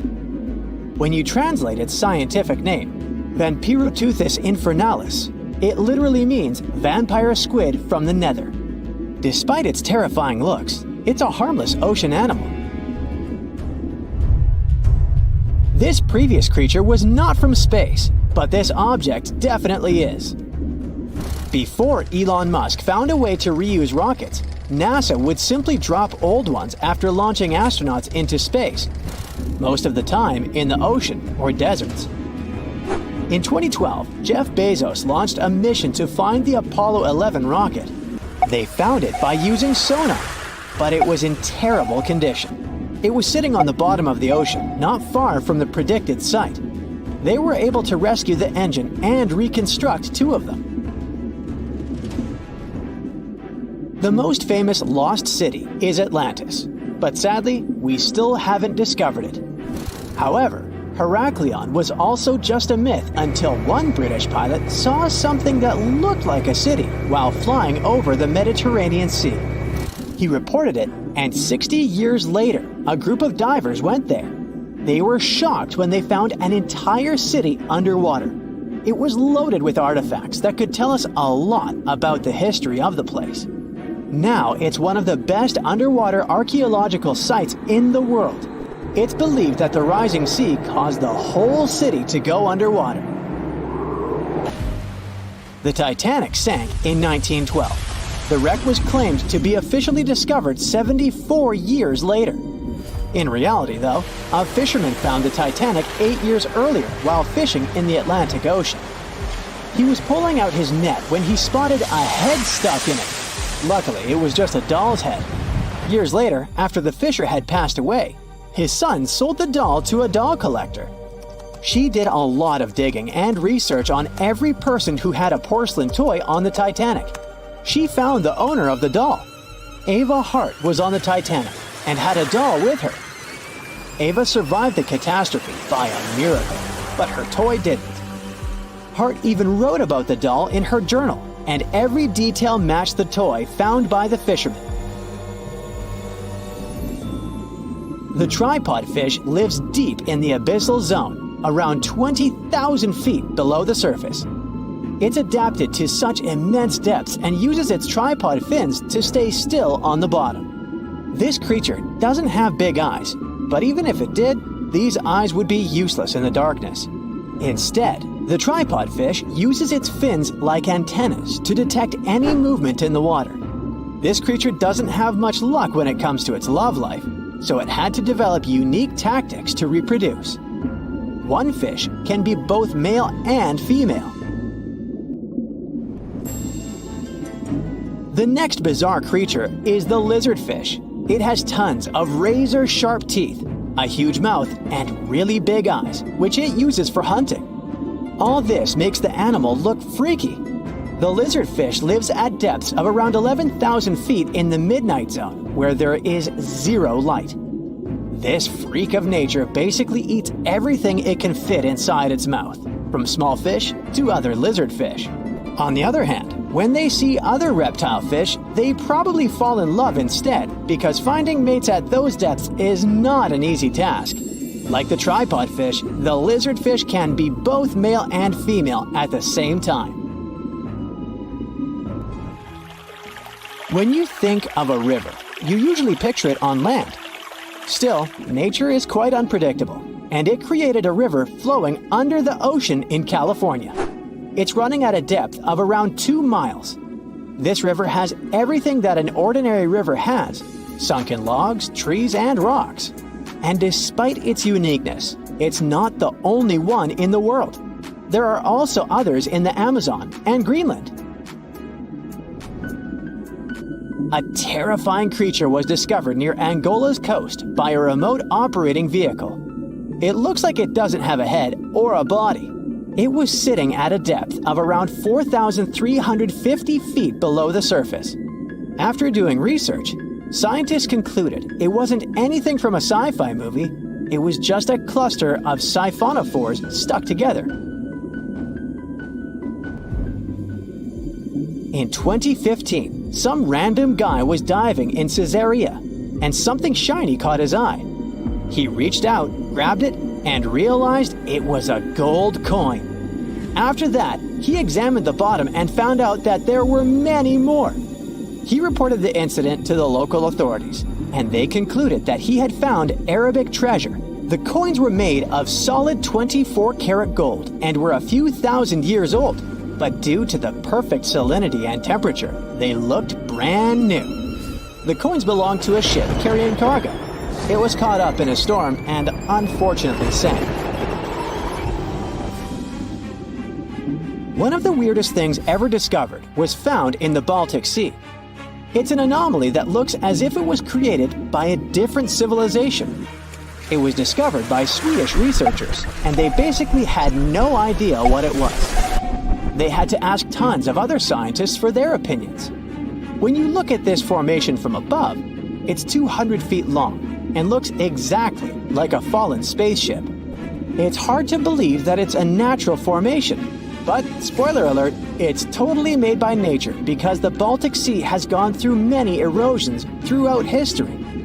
Most likely, the bizarre formation is the result of these processes. A group of divers in Madagascar were shocked when they found this 7-foot monstrosity of a knife on the seafloor. The speculation started immediately, and many said that the knife was from some giants that had fought megalodons and lived on Earth thousands and thousands of years ago. That could make a nice story, but the knife is most likely a movie prop that was lost at sea. One of the ocean's most bizarre animals is the frilled shark. It's believed that this fish is the reason for all those sea serpent stories that sea explorers of the past wrote about. These animals live pretty deep in the ocean, but sometimes they can be seen in shallow waters. It's super rare, but possible. The frilled shark has a big mouth sporting around 300 teeth. It also has a long body that looks like a lizard's, and it is truly a unique species of shark. Its prey can be half of its size because this shark's stomach is like that of a snake, and it can swallow huge fish or crustaceans. Spotting a few worms in your garden is no big deal, but after seeing a 26-foot long one in the ocean, you will make your wetsuit a little wetter.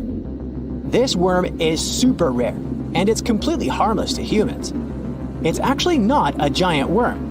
It's a cluster of zooids that are stuck together in a worm-shaped formation. They usually only eat plankton, bacteria, and other tiny things that can be found in the ocean. Probably the scariest thing in the ocean that is 100% real is the magna pinna, which can be found at crazy depths of 20,000 feet below the surface. This monster looks like an underwater Slender Man, but it's just a squid with really long tentacles that can reach a terrifying size of 8 feet. This guy has only been seen a few times, and basically, we don't know much about this creature so far. There are plenty of fish in the sea. Some of them look totally like Nemo or Dory. Then there's the butterfly fish and fancy guppy, which is indeed really fancy. And then there's... What on earth is that? I would definitely not pay for a diving experience to see this guy. The anglerfish has the unofficial title of the ugliest animal in the world, but I wouldn't dare to break that news to it. There are more than 200 species of anglerfish currently swimming somewhere in the gloomy depths of the Atlantic and Antarctic Oceans, up to a mile below the surface. Some of them prefer different living conditions, the shallow tropical environments. Different kinds of anglerfish vary in shape and size, from the famous black sea devil to frogfish, monkfish, footballfish, goosefish, batfish, and sea toad. The larger ones can be half as long as a full-sized bed, but most are less than a foot long. Since the choice of meals where these guys live isn't that huge, they had to come up with a unique hunting strategy. They don't waste their priceless life energy on following prospective prey. Instead, they use a piece of dorsal spine that sticks above their mouths like a fishing pole, hence the name of the fish.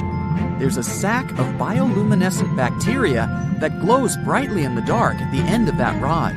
The light lures prey, and all the anglerfish has to do is wait, and then enjoy its lunch delivered right to its mouth. Their bodies are pliable and huge, so they can easily swallow prey twice their size. Deep-sea anglerfish eat whatever they can find. Species that live in more shallow water aren't picky either, and can eat anything from shrimp to snails and small fish. Only female anglerfish have the cool fishing rod feature though. So what about their males? Finding a soulmate deep under the sea isn't that easy. I mean, literally, there's no light down there. Plus, there are frigid temperatures and low oxygen levels. Anglerfish can't afford to go on many dates in those conditions, so they mate for life. And before you go aw about it, I have to tell you, they do it in quite a special way. Male anglerfish are much smaller than their ladies. The contrast is so striking that when researchers first got interested in their love life, they thought those males were actually the offspring, or larvae, hanging out next to their moms. Certain anglerfish male species have receptors that alert them that there's a female nearby. After they mate, the male bites into his woman and stays attached to her head, belly, near her tail, and other areas he can access. While they morph together forever, the female fish gets the male's cells, DNA, and reproductive organs, but loses her immune response cells. The male gets free permanent housing and nutrition. Given the current real estate prices, it sounds like a dream. But that accommodation is shared by up to 8 males, and they can't move out if they ever feel like it. You're unlikely to meet this deep-sea fish in real life, but if you meet an anglerfish in your favorite video game, Remember that you can easily outswim it and make it kinder to you with tranquilizing arrows. Once you befriend it, the anglerfish can be your scout and help you discover new areas with its bioluminescent pods. Back in the real world, down in the Twilight Zone of the ocean, about 650 to 3,300 feet down, the anglerfish isn't the only creature you're lucky you'll probably never meet. Many of the locals look like they come straight out of science fiction or horror movies, but that's because they had to adapt to this dark, deep world. I did my best to get you prepared for the creatures you're going to meet, starting with the common fangtooth. They spend most of their lives deep down, but at night, they move toward the surface to snack. These guys are more active than most other deep-sea dwellers. They don't wait for food to come their way, but actually follow it, and then get it with their long, hungry teeth. They don't have a built-in light bulb like the anglerfish, so they've developed a great sense of smell and use as much sunlight as they can get there in the depth to get around. Sometimes, even the shadow of a passing by prospective prey is enough for them to switch to action mode. And though they don't look too charming, they're completely harmless to humans if you ever run into one of these guys. Stoplight Loosejaw sounds like a great name for an alternative band, but it's actually another deep-sea resident with sneaky hunting habits. It has special light-producing photophores under each eye. They emit green and red light like a stoplight, hence the name of the fish. Unlike other fish, these guys hardly ever leave the twilight and midnight zones. Their lower jaw is a quarter of the total body length, and the stoplight keeps it open all the time, hoping to get some lunch.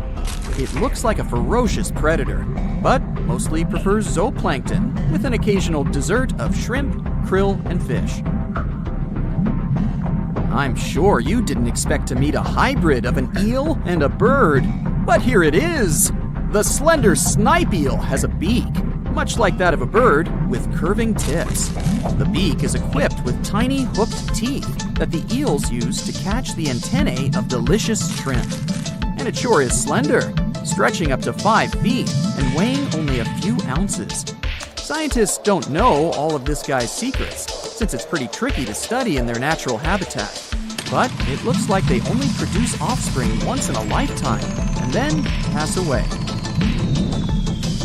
Glass squids like to take it easy in life and literally go with the flow. They're filled with a solution which is lighter than water, so they don't have to make any effort to move around the deep sea looking for food and partners. These creatures are transparent, so they blend into any landscape and don't even cast a shadow while moving.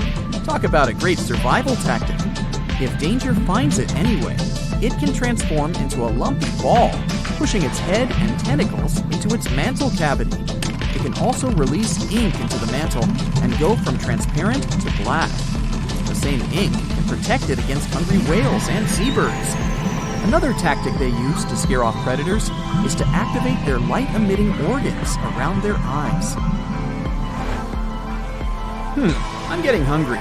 Maybe I can snack on this sea cucumber. Ouch, it's moving! So I guess it doesn't belong in a salad after all. These soft-bodied fellows live in all parts of the ocean, from shallow waters to the deep underwater world. Most of them slowly move around with their tiny feet, but some crawl around by flexing their bodies. Sea cucumbers can shed their internal organs when there's a predator approaching. Those sticky organs distract the intruder, and the happy cucumber moves on and just grows the organs back. What's that glistening in the distance? Looks like someone dropped gems in the water. That's a sea sapphire, also known as the most beautiful animal you've never seen. Some males of this type of copepod can change color from deep blue to purple, red, or gold. 1 second later, it's gone. And it's back, shimmering bright. The secret to this magic is that their bodies are transparent and reflect light differently at certain angles. It looks like it's their way of communicating between each other and attracting mates. Female sea sapphires don't have the same superpower, but their eyes are bigger compared to males, probably to spot them from a distance. Males roam wild and free, and their ladies stay in the crystal palaces of strange, barrel-shaped jellies called salps. The largest and most ferocious predator to ever haunt the oceans, the Megalodon shark, dominated the seas for centuries before becoming extinct millions of years ago. However, scientists managed to discover very few remnants of the giant shark. Everything we know about the great sea beast we've learned thanks to fossils of its giant teeth, which are just about the size of the average human hand. Scientists estimated the size of the prehistoric shark using calculations based on the measurement of the length of a megalodon tooth. On average, the size of a megalodon shark was 33 feet long. The largest of the species could reach up to 58 feet long. However, these megasharks may have been even bigger than we ever thought. At the Florida Museum of Natural History, a group of students examined 3D printed replicas of megalodon teeth to calculate the shark's size using the tooth length method. But something was off. Each student calculated a different size for the same shark, with their estimates ranging from 40 feet to 180 feet. A lead paleontologist took a look at the students' equations. He realized that the method they used to calculate megalodon sizes for decades isn't that accurate at all. So they invented a new method to calculate the megalodon size based on the width of the megalodon tooth instead of its length. It turned out that the average megalodon would be around 65 feet long. It's almost double the size scientists previously thought, and would mean that the average megalodon is the length of 2 school buses. A megalodon skeleton has never been discovered. Shark skeletons are made mostly of cartilage, meaning that they decompose quickly. Luckily, sharks continuously shed and regrow teeth throughout their lives. One shark can go through 40,000 teeth in a single lifetime. Scientists have managed to study different types of shark species based on their teeth alone. The Megalodon shark had around 276 teeth. When they fell out, these teeth landed in seabed, where they stayed for millions of years, fossilizing. Scientists found those teeth, and they're the only real record we have of the Megalodon's existence. The word Megalodon means giant tooth. Its tooth is around 7 inches long. For comparison, the largest tooth of a great white shark is only 3 inches long. To find a bigger set of choppers, you'd have to go back 65 million years to find the great Tyrannosaurus rex, whose teeth measured a whopping 12 inches. Megalodon teeth have been discovered all over the world. It means that, unlike other marine animals of its time, the Megalodon was intercontinental. Even today, most sharks and marine animals tend to stick to one sea or ocean. The Megalodon shark swam freely around the world, moving between tropical and subtropical waters. Megalodon teeth have been found in every continent apart from the freezing cold waters of Antarctica. When a megalodon makes a starring appearance in a movie or TV show, it's portrayed to look like a giant version of a great white shark. Scientists previously believed that the megalodon and the great white shark both descended from one common ancestor. Still, it's not true. In fact, it's more likely that the megalodon was the arch-enemy of the great white shark's ancestor, the broad-toothed mako shark. That means Megalodon wouldn't have looked so similar to the great white after all. In reality, the Megalodon would have a shorter nose than the great white, along with longer pectoral fins to give the giant shark a stockier and more threatening build. Not only was the Megalodon the largest shark in the world, but it was also one of the biggest fish ever to exist. An apex predator of this size would have needed a huge diet to keep it moving. The Megalodon would have eaten 2,500 pounds of food every day. The Megalodon diet consisted of larger species of fish, dolphins, and even other species of sharks. Ancient fossilized whale bones with cut marks of Megalodon teeth have been discovered. It means Megalodons weren't intimidated by the size and tried to feast on the giant whales of the past. Scientists have used computer simulations to try and work out the hunting style of the ancient shark. Using this technology, scientists have discovered that the Megalodon's attack style was very different from that of modern-day sharks. Modern sharks dive straight for their prey's most vulnerable spot, for example, the soft underbelly of a seal. The Megalodon's teeth were uniquely suited to biting through tougher areas of cartilage.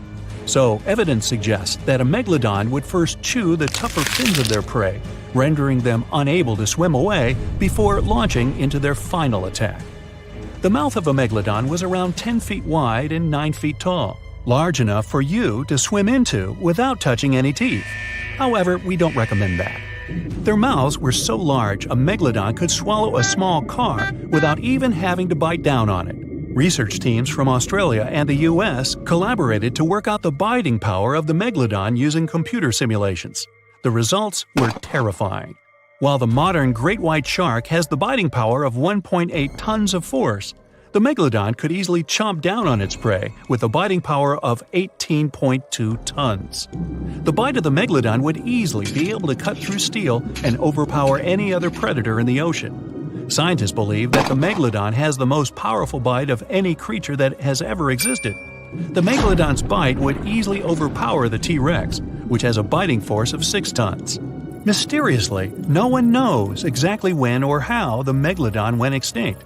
However, several theories are floating around as to how this could be the case. The megalodon had become extinct by the end of the Pliocene, which was a phase of global cooling that spanned over 5 million years and ended over 2.6 million years ago. New evidence suggests that the last megalodon lived at least 3.6 million years ago, right in the middle of the Pliocene era.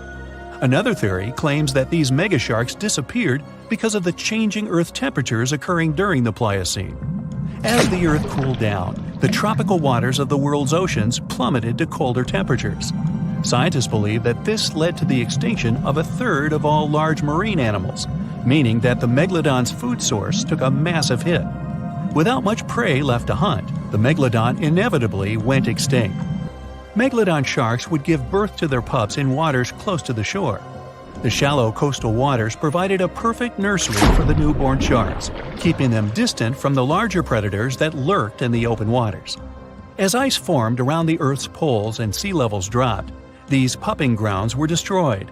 The megalodon pups would have had no choice but to swim in the deep ocean waters, making them more vulnerable to dangerous predators. A new theory suggests that the explosion of a star, called a supernova, could be responsible for the extinction of the megalodon.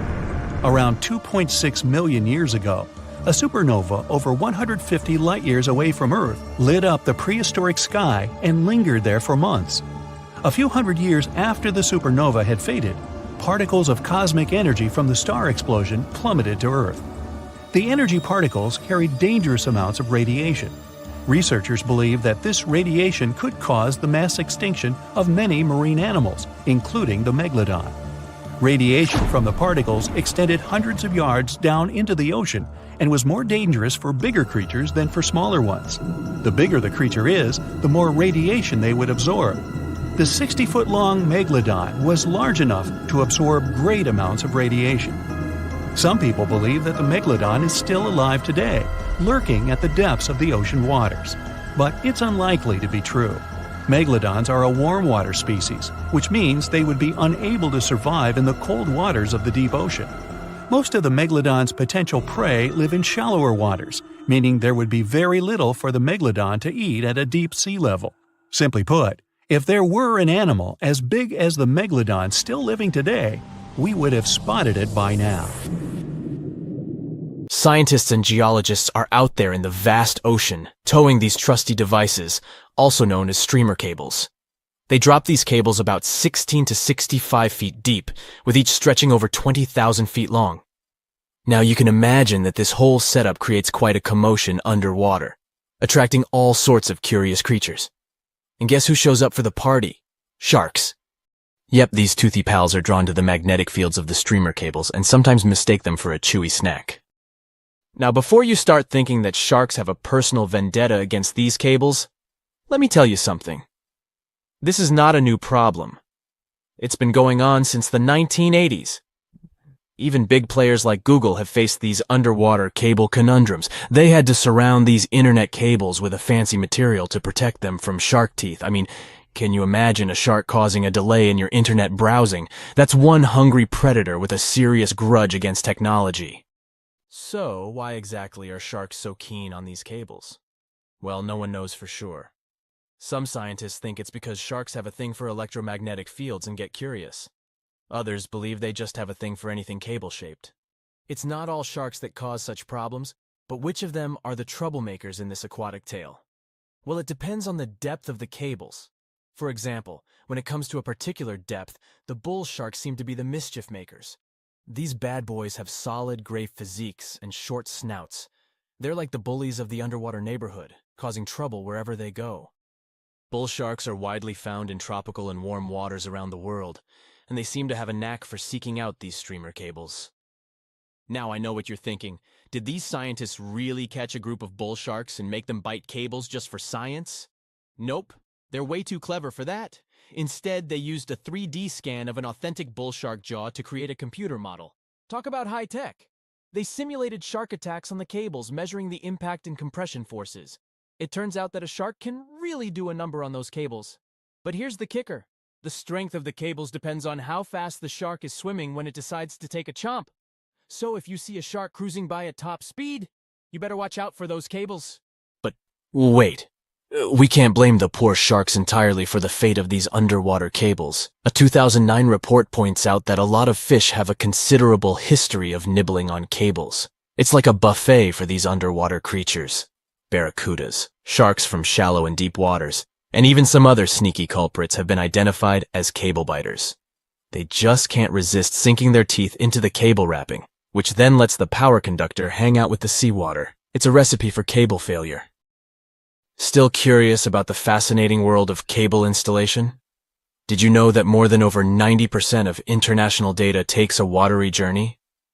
These cables, which are like underwater highways, stretch for hundreds of thousands of miles beneath the ocean's surface, reaching depths as deep as the size of Mount Everest. Now, you might be wondering how these cables are placed. Well, it's not as simple as dropping wires in the water like in the cartoons. In fact, it requires some careful planning and specialized boats called cable layers. These brave boats meticulously run the cables across the flat surfaces of the ocean floor, making sure to steer clear of all obstacles that Mother Nature throws their way. When it comes to cable sizes, the shallow water cables are about as thick as a soda can. On the other hand, deep water cables are way smaller, measuring up to the size of a marker. Why the difference, you ask? Well, it's all about vulnerability.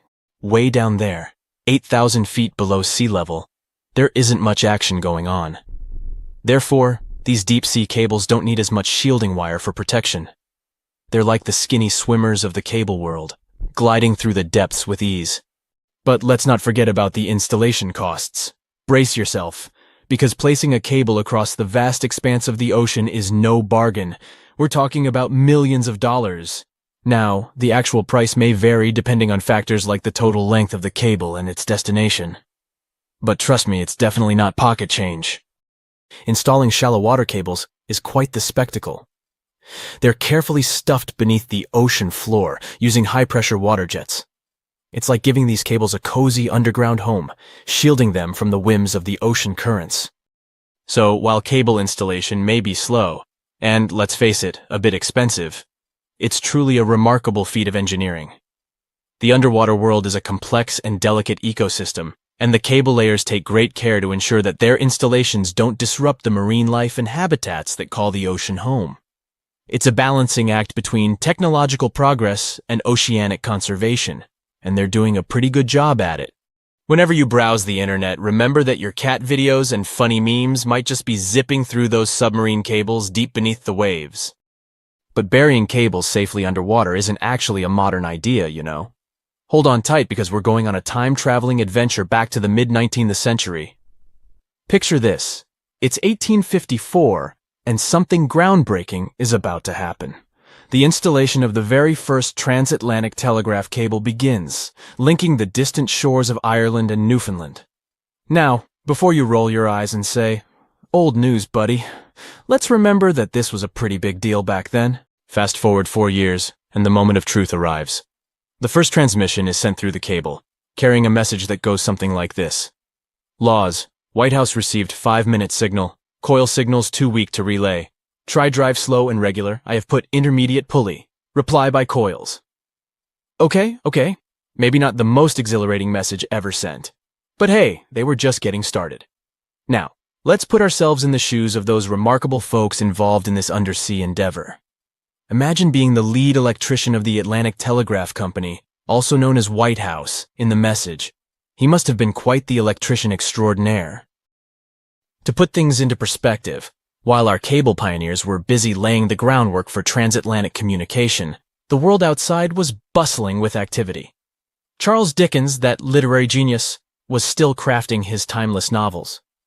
Meanwhile, a little settlement named Dallas was officially incorporated in the vast state of Texas. It's pretty incredible to think about how far we've come since then, with our high-speed internet and seamless global communication. Could you really take down the internet by simply going underwater with a pair of wire cutters? Well, technically, yes. You'll need to be all geared up, wearing your snazzy scuba suit and holding a pair of trusty wire cutters. You can also add a mischievous grin on your face just to create the right ambiance, don't you agree? Now, let's get serious. Cutting through those super important submarine communications cables is no easy task. They carry thousands of seriously dangerous volts. But here's the deal. Someone actually did it in Egypt back in 2013. A group of daring individuals wearing their sleek wetsuits and equipped with wire cutters decided to give it a go. Their target? The Southeast Asia Middle East West, Europe E4 cable. A whopping 500-mile lifeline that connects 3 continents. As soon as those mischievous cable cutters did their thing, chaos ensued. Internet speeds in Egypt took a nosedive, plummeting by a staggering 60%. Can you imagine the frustration of trying to load a cute puppy video and having to wait for ages? But hey, let's keep things lighthearted here. The internet, like a phoenix, rose from the ashes once the cable was repaired. Speeds were restored, and everyone could once again binge-watch their favorite shows and indulge in endless rounds of online gaming.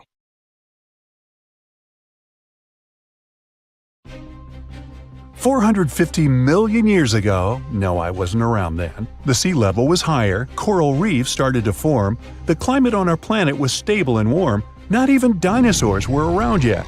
The time when bony and jawed fish we know as sharks appeared. They've been dominating the oceans and making other marine creatures flee in fear ever since.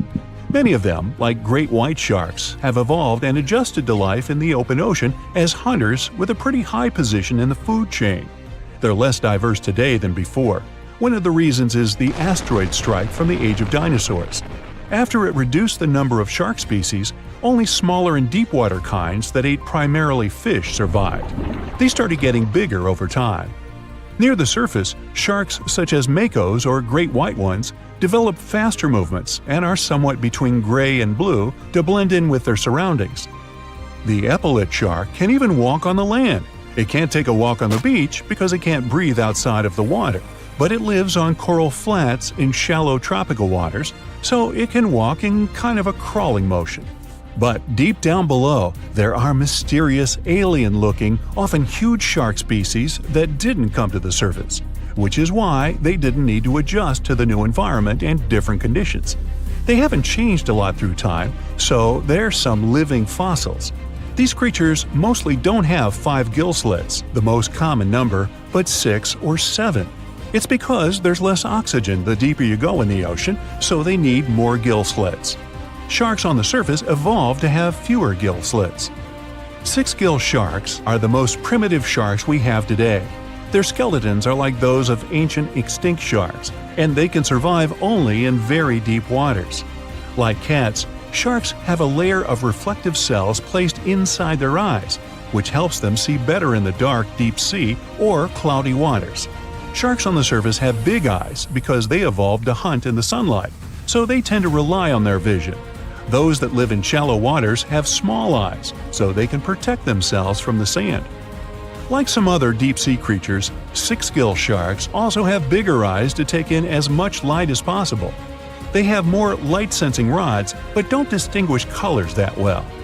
In the ocean's Twilight Zone, with the minimum of sunlight, there's a couple of bioluminescent shark species. They don't take in light within their eyes, but produce or re-emit it with their bodies. Their skin or organs have specialized cells that produce a soft blue-green light. Deep-sea creatures that produce their own light do that to attract their prey, deter animals from going after them, or, scientists think, communicate with each other. It can even help them to camouflage. They do it by hiding their silhouettes from animals going after them. They produce enough light to match their surroundings. The biggest luminous underwater creature is the kitefin shark, found swimming 980 feet below sea level, preying on groundfish or smaller sharks. It can grow almost 6 feet long and lives 3,200 feet below sea level. Deep-sea sharks are also bigger than those on the surface. The Greenland shark can grow up to 24 feet long, bigger than a great white. There's a thing called deep-sea gigantism. Creatures in nutrient-poor depths of the ocean grow bigger because, that way, they lose less energy as heat. The Greenland shark lives its life in slow motion. It has a slow metabolism and can go very long periods without food. With their slow pace, they evolved to live up to 500 years at depths of 7,200 feet. Sharks in shallow waters catch their prey relying on agility and speed, but for them it's easier because there's plenty of food on the surface.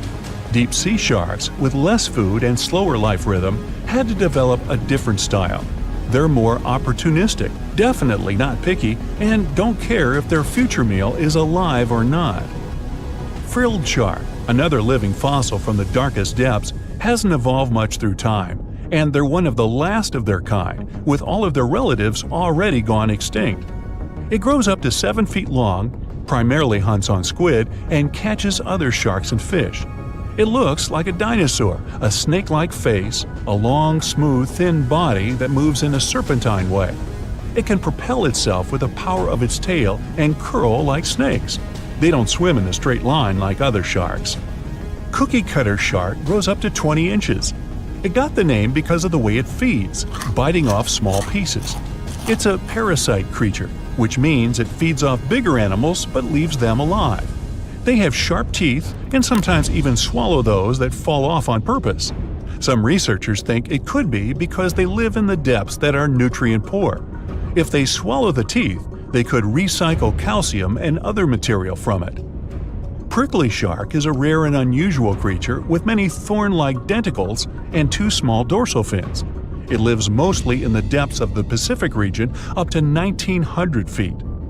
Ghost sharks are not even real sharks, but fish closely related to them and rays. They have big pectoral and pelvic fins, 2 dorsal fins, pretty big eyes, and unlike their cousins, have a single external gill opening. Ghost sharks have slender tails and can grow up to 80 inches, silver to blackish color. They sometimes live in rivers and coastal waters, but also in the depths of the ocean of 8,200 feet or even deeper.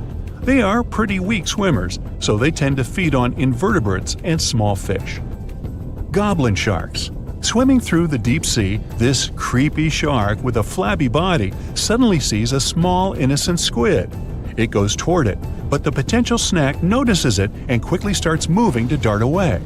It seems like the plan could work at first, but then the shark suddenly thrusts the jaw of its mouth and catches the poor little squid in a second. After the meal is finished, the animal simply fits the jaw back into the mouth and goes away as if nothing happened. This is possible because it has a jaw connected to 3-inch-long flaps of skin, which is why it can unfold from the snout. It can grow up to 12 feet long with a weight of 460 pounds. Scientists think goblin sharks are mostly active in the morning and evening. The shark has a long, prominent snout and specific sensing organs on it. It uses them to sense electrical fields in the dark oceanic depths. Seven-gill shark is a big cow shark, brown to silver-gray on top, white underneath, black and white spots, with a thick body, a small dorsal fin, and a wide, blunt snout. It can grow up to 10 feet long, mostly lives in the depth of 1,870 feet, but you can also find it in deep channels and bays. It can be aggressive toward humans if provoked, so don't. Like most deep-sea creatures, it's an opportunistic hunter that's not quite picky but likes to go after dolphins, seals, porpoises, and other marine animals.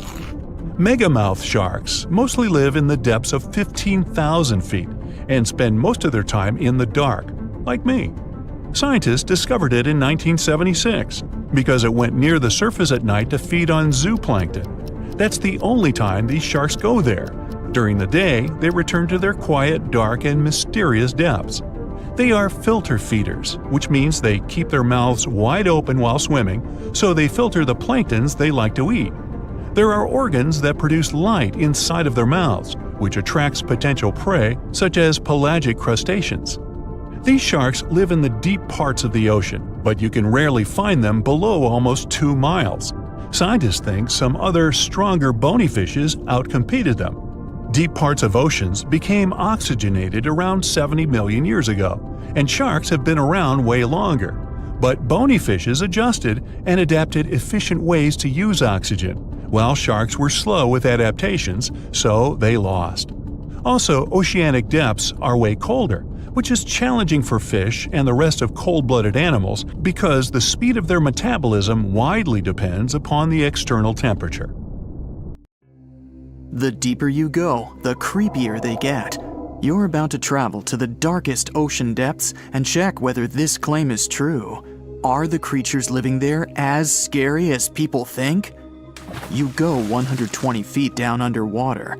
Pay close attention to the bottom under your flippers. Oh my, what's that terrifying face half hidden in the sand? That's the northern stargazer. You can meet this fish in the eastern United States. It buries itself in the sand until unsuspecting prey gets near.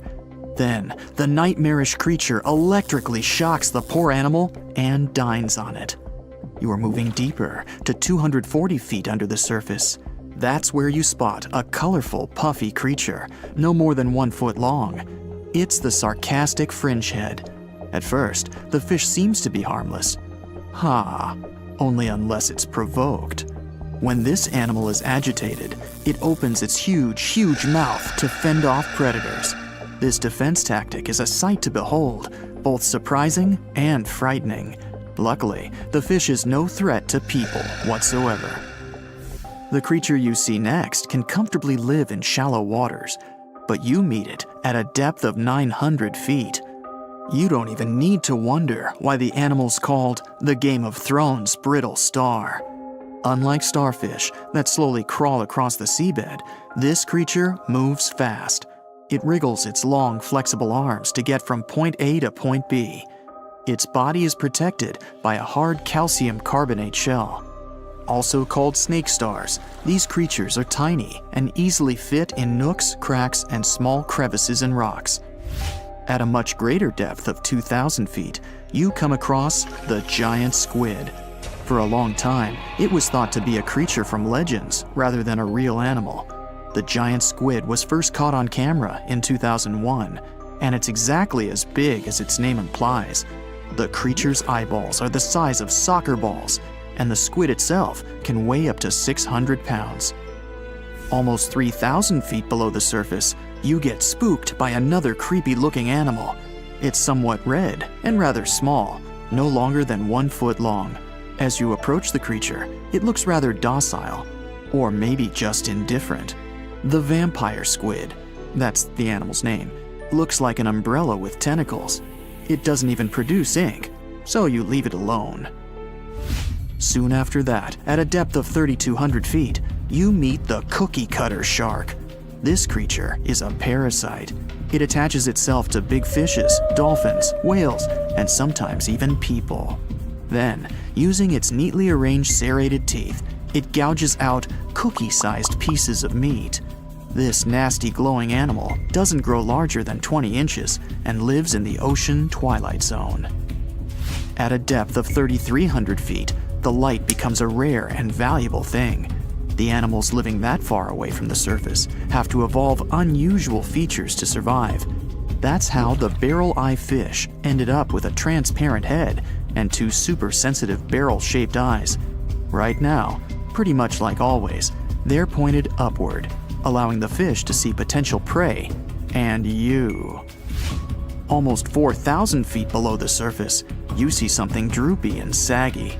The blobfish doesn't have a skeleton or any muscle. Its jelly-like flesh lets the creature survive incredible water pressure. Despite its appearance, the blobfish is an ambush predator. It usually lies very still on the bottom, waiting for unsuspecting prey to swim by. You go a bit deeper and spot a creature that looks particularly ghastly. The goblin shark senses prey with its snout.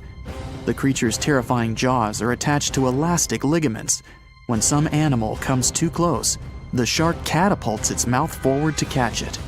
If your mouth could do the same, you would be able to eat things dangling 7 inches away from your face. Even deeper than that, at 5,000 feet, you notice another member of the shark family. The frilled shark looks like an overgrown eel, but its gills are lined with red fringe at the edges, hence the name.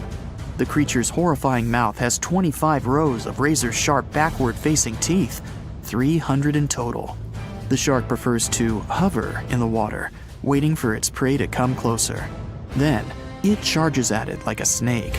Suddenly, you see something glow brightly like an electric bulb. But after coming closer, you recoil in horror.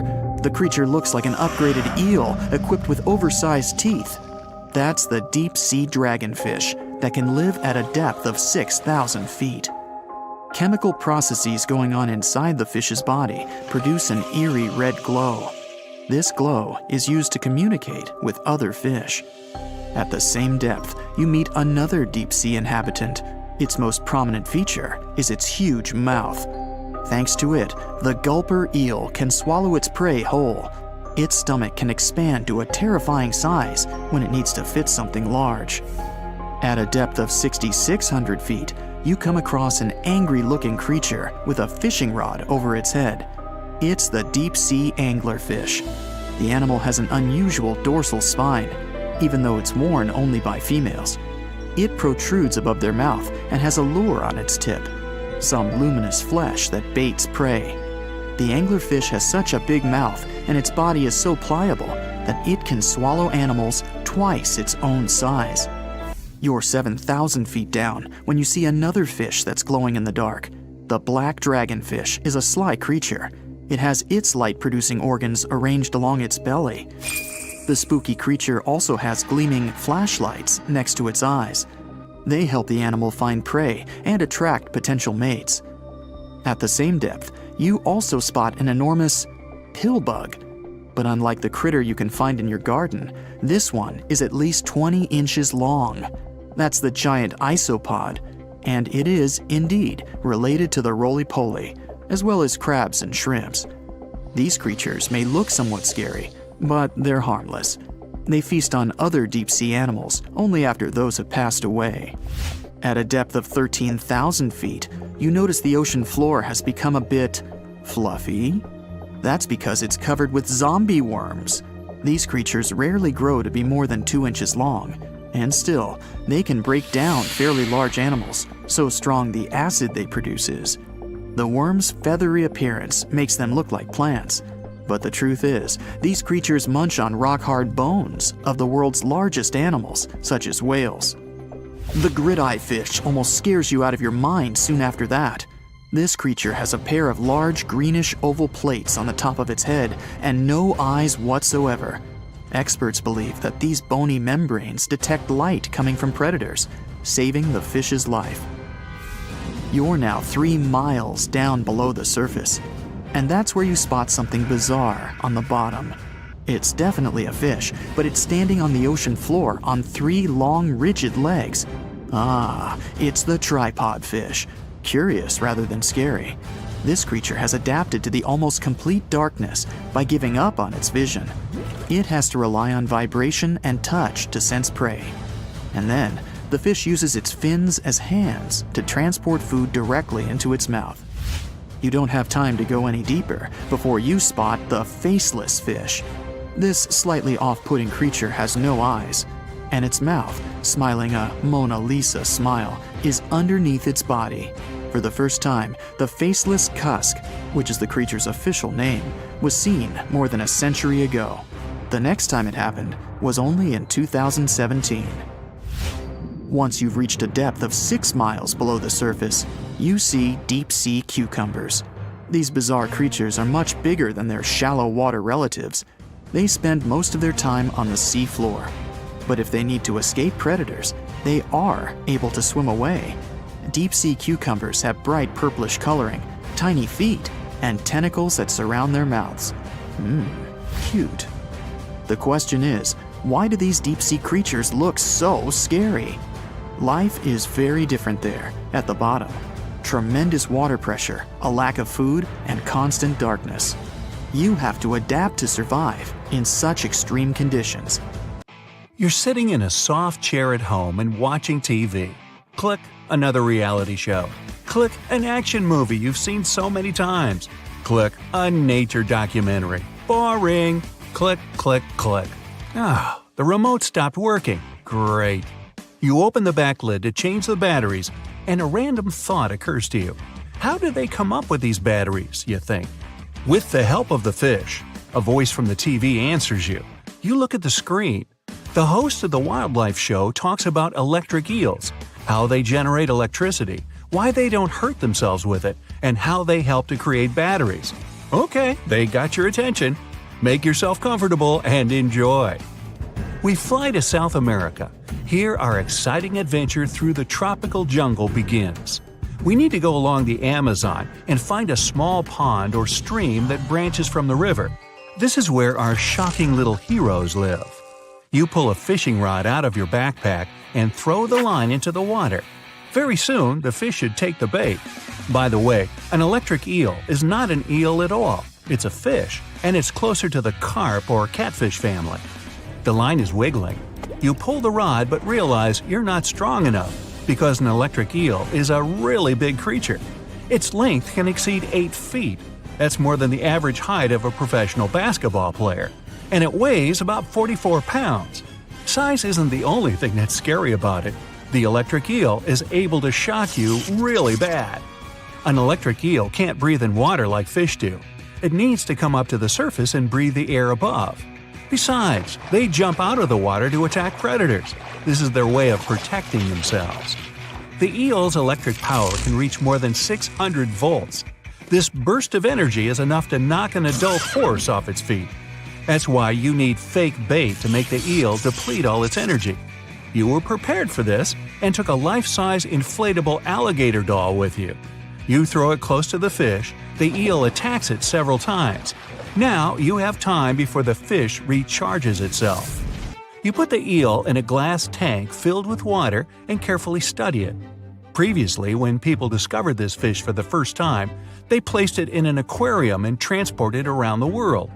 In Europe, the eel was shown at exhibitions, and people considered it a real monster. But thanks to science, we now know how this fish generates electricity. The eel's body contains electrical organs. There are thousands of disc-shaped cells called electrocytes all over its body.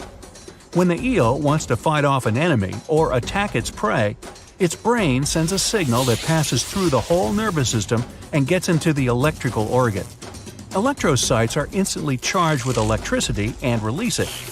Individually, these cells are weak, but what's peculiar about this organ is that it provides a charge to all cells at the same time.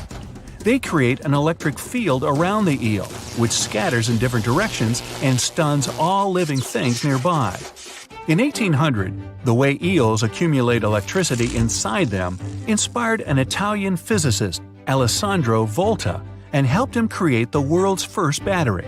At the time, he called his invention a voltaic pile, and the unit of measurement of electric potential was named after the scientist himself, the Volt, that's it. Anyway, still Volta couldn't understand why the electric field didn't touch the eel itself. More than 200 years later have passed since then, and science still can't explain this phenomenon. It's possible the charge is released very quickly and doesn't have time to touch the eel. Also, there's a theory that during the strike, eels bend their body in a certain position that allows them to avoid getting struck. But there are cases when eels accidentally hurt themselves. Electrical shock is not the only superpower this fish has. It can create a very weak electric field to detect its prey. Almost every animal on the planet has electroreceptors. Thanks to them, they can feel barely perceptible electrical signals. Thus, the eel, like a sonar, locates its prey. After that, it releases a stronger charge to immobilize its target before attacking. There are about 350 species of fish that can generate electrical discharges, but the most powerful is the eel. Some creatures, such as the elephant fish, use this ability to detect predators and hide from them.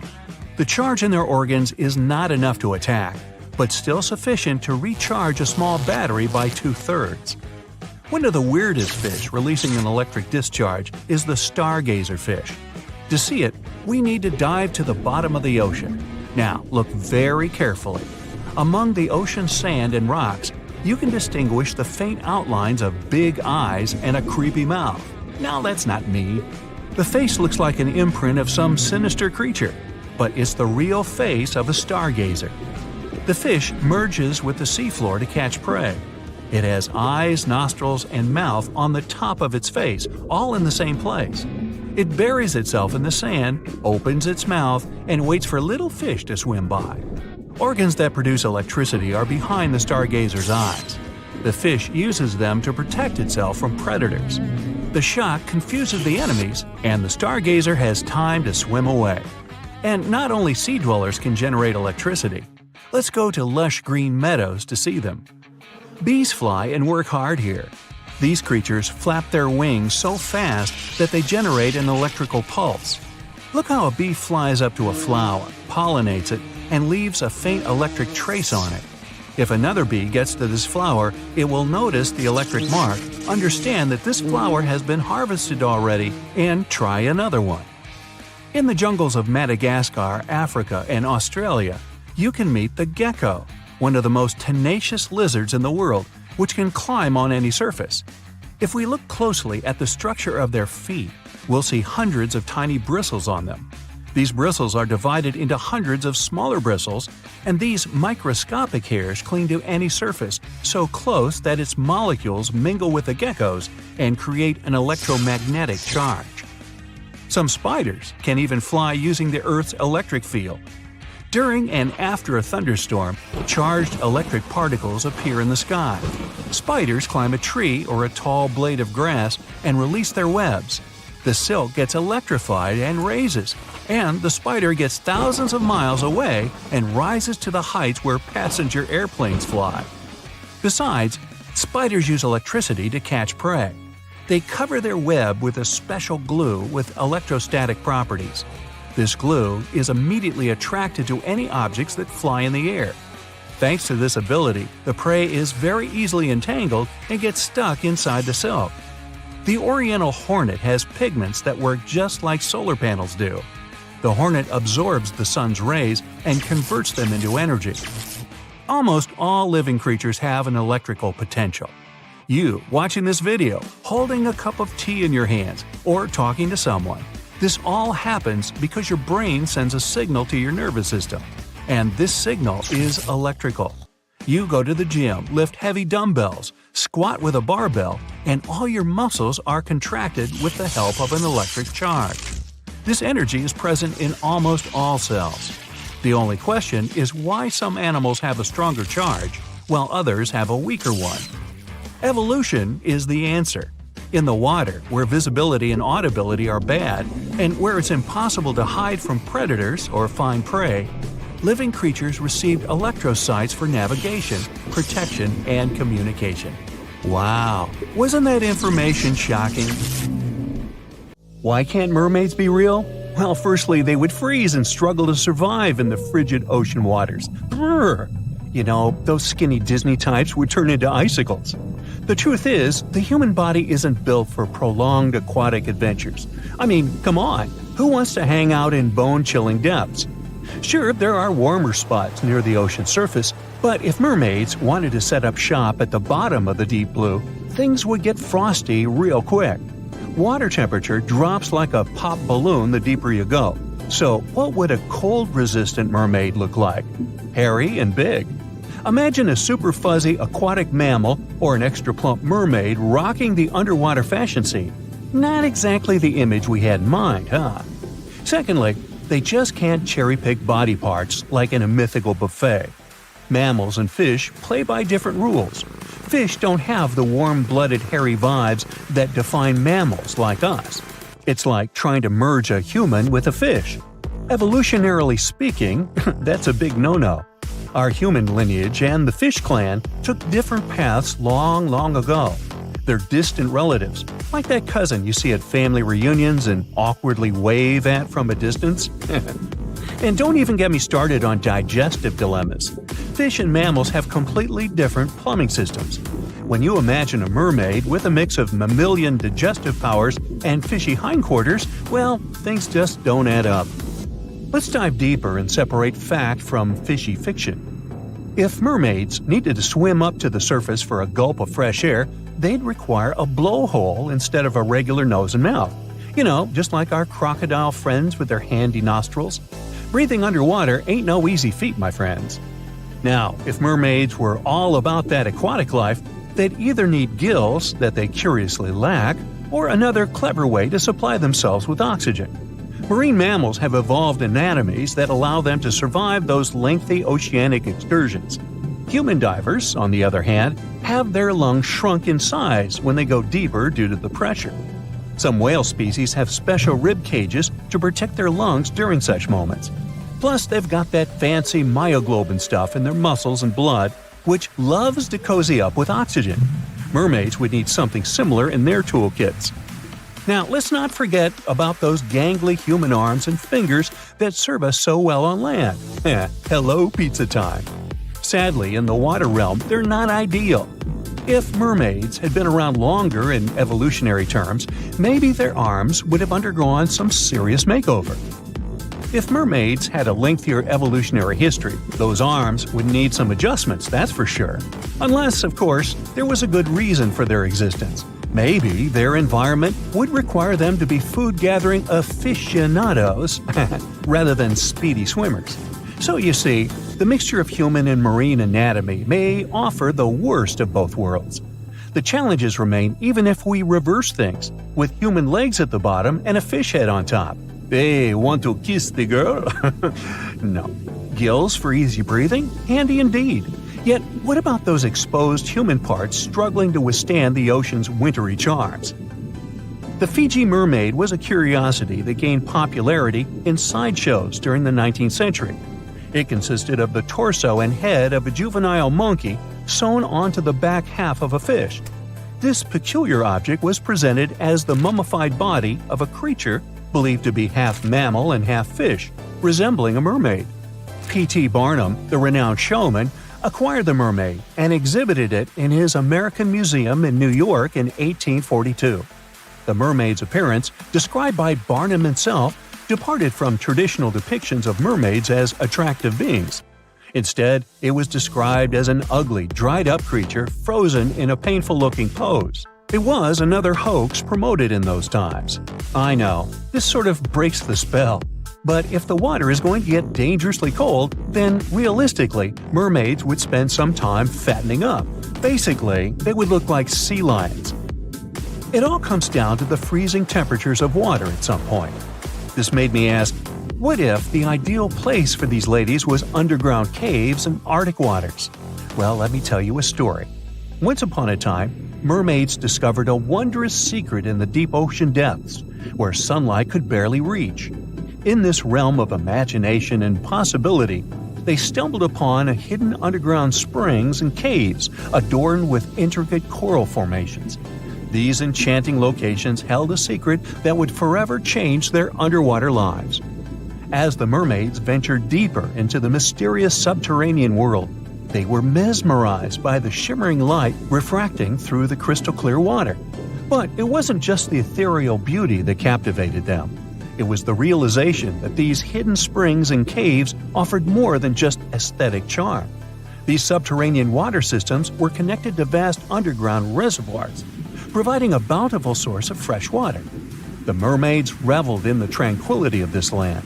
The gentle sound of trickling water soothed their spirits, while the soft glow from bioluminescent organisms illuminated their path.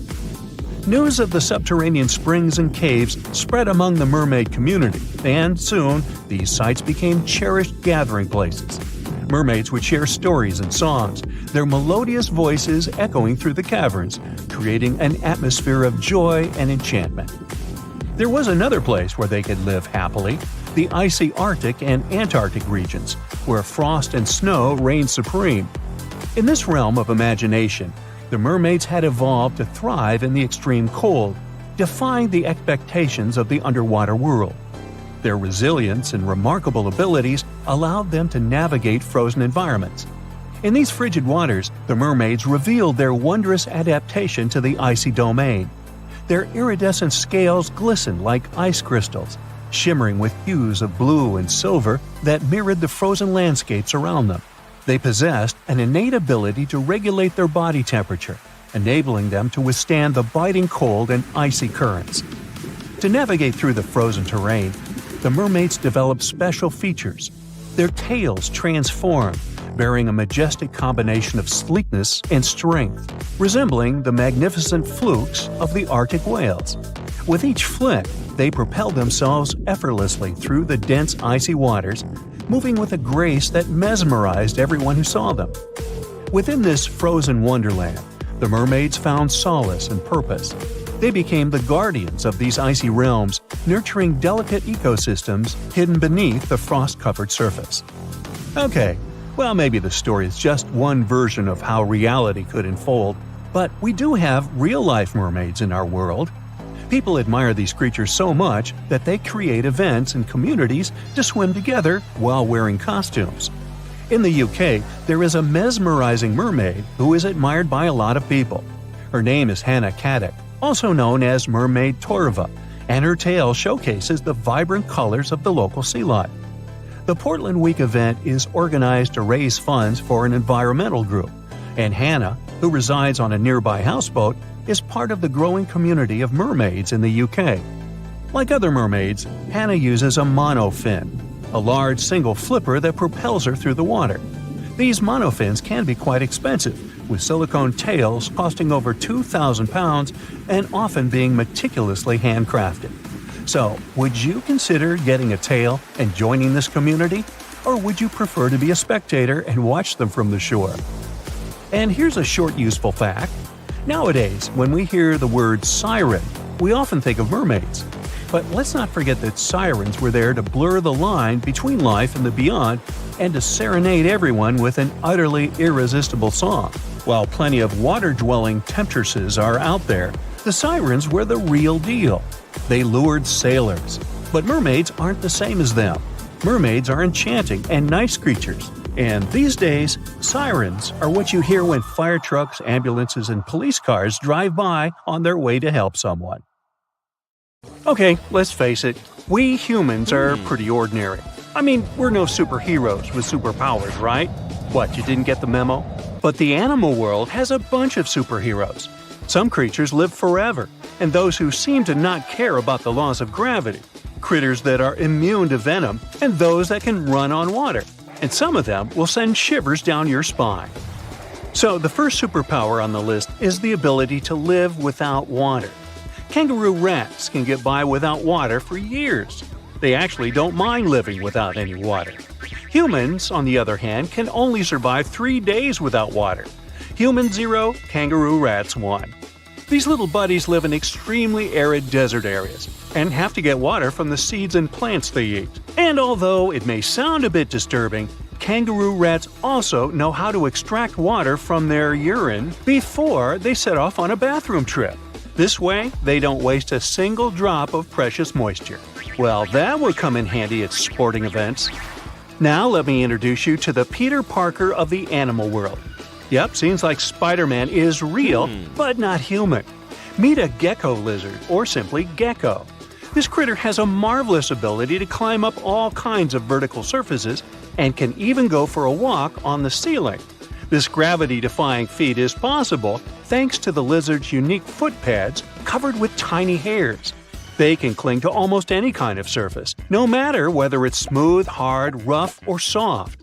One more fun fact about these guys is that they lack eyelids, so they always keep an eye wide open for what's going on around them.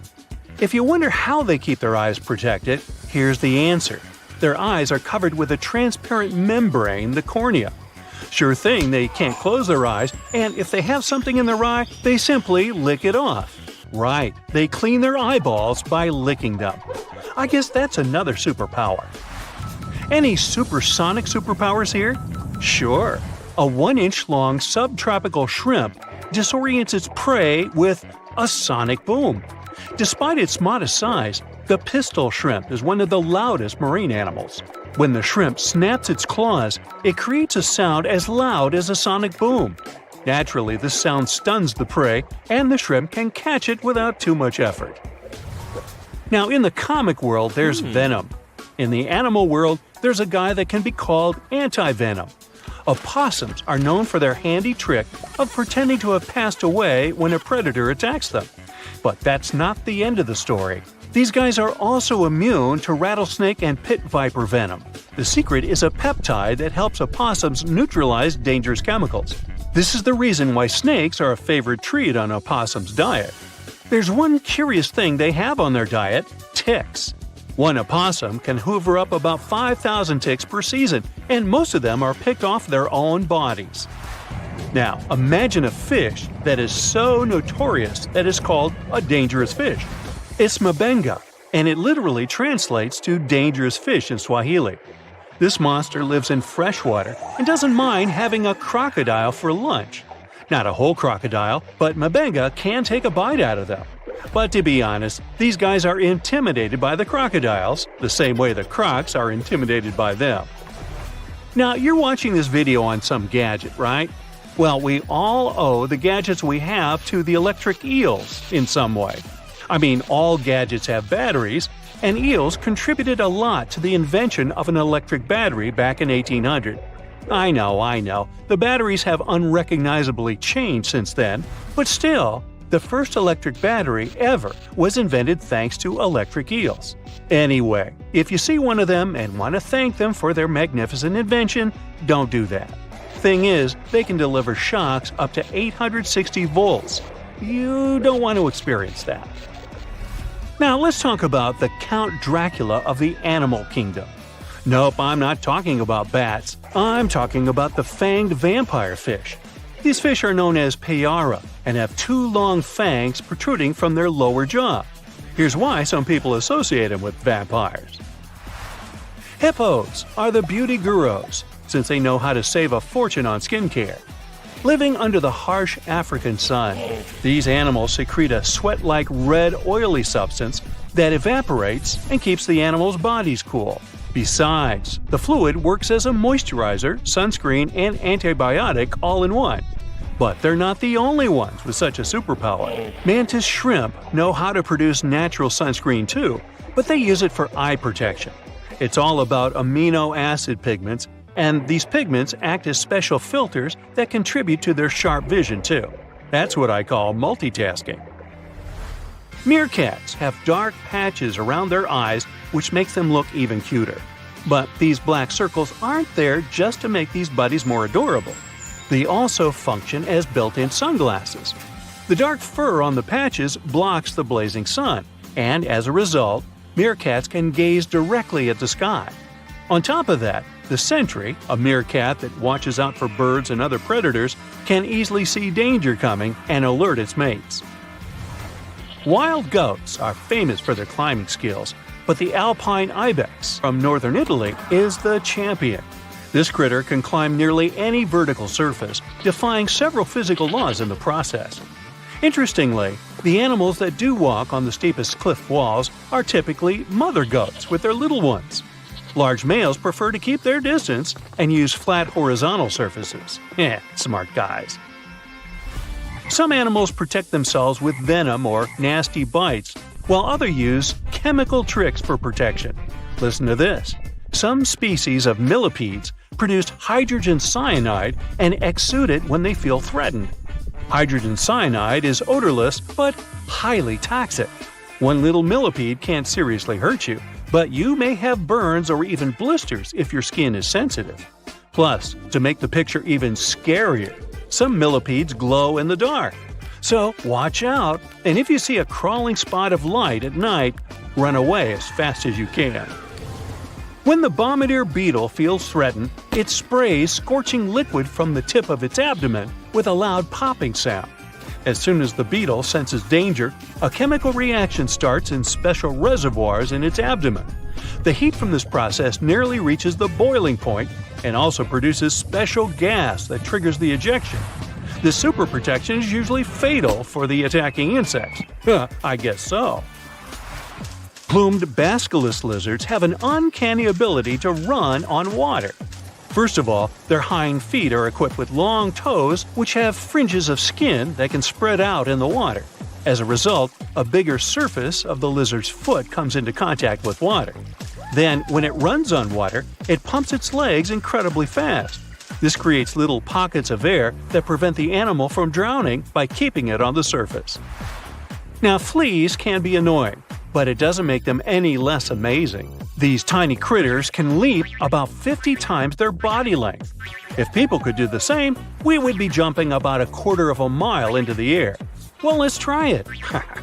The most curious thing about fleas' astonishing ability is that they take most of the power for leaps from their toes, not knees. So, what's your favorite animal superpower? I vote for the kangaroo rat. I don't like standing in lines for the bathroom. There's a creature somewhere deep in the ocean looking for prey that would make Dracula himself proud. It's been around since before even the dinosaurs walked the earth.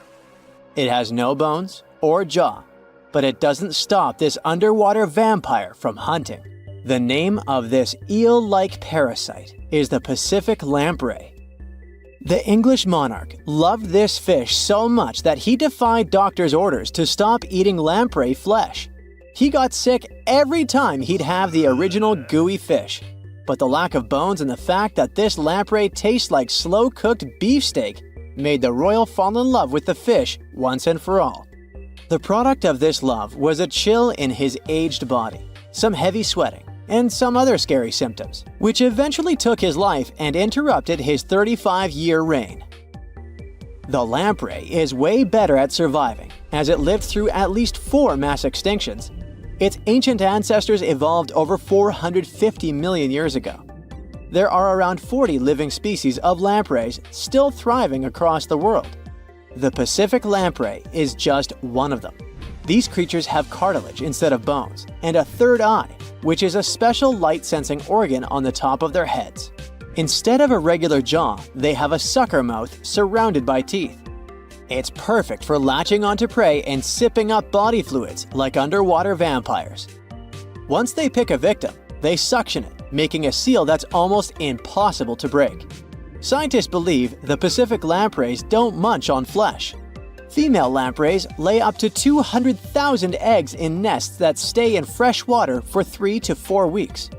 Once the larvae hatch, they burrow into sediment and stay under the sand for up to a decade. When they hit their teenage years, these miniature Draculas re-emerge and migrate from freshwater all the way to the Pacific Ocean. This journey isn't the easiest, and it takes some changes to its appearance and physiology to adapt to a huge change in salinity. After several years, they go back to freshwater to reproduce. Pacific lampreys can use chemical clues released by their larval migrating pals to find their way. They can travel hundreds of miles inland to find the perfect spot for spawning and rearing. It's not always the same place they spawned in. Many species of birds, mammals, and other fish can appreciate the fatty flesh of lamprey. This makes them some of the most valuable players in freshwater and marine ecosystems. Another lamprey type, the sea lamprey, is native to the Atlantic Ocean. It's not that dangerous when it's at home, but once it gets to the Great Lakes, it becomes a real threat to the 4 local native species of lamprey. The sea lamprey is up to 4 times bigger than the lake species. It has unlimited food and spawning grounds, and no natural predators here, so it becomes cocky. It secretes an enzyme that doesn't let the blood clot.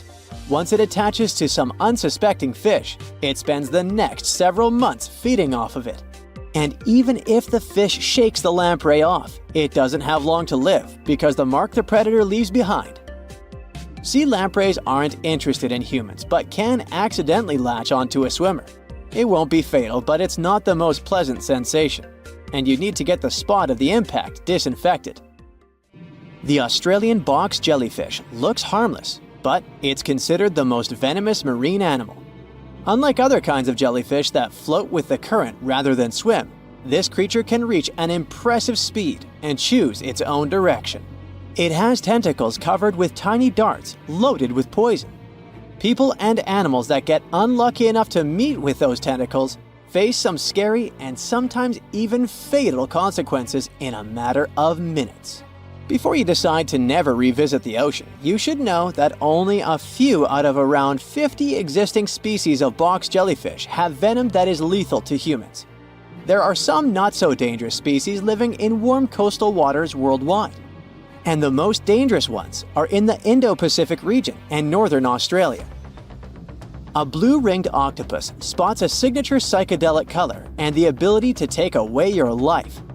This cute-looking sea monster likes to spend its time in the soft, sandy bottom or shallow tide pools and coral reefs.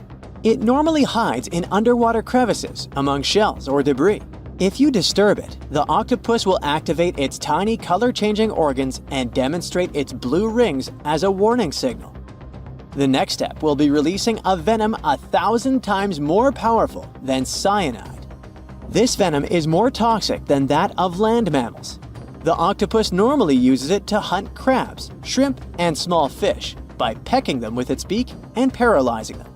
There is no known antidote for the venom, so if you ever see this sea creature, the best you can do is to stay away from it.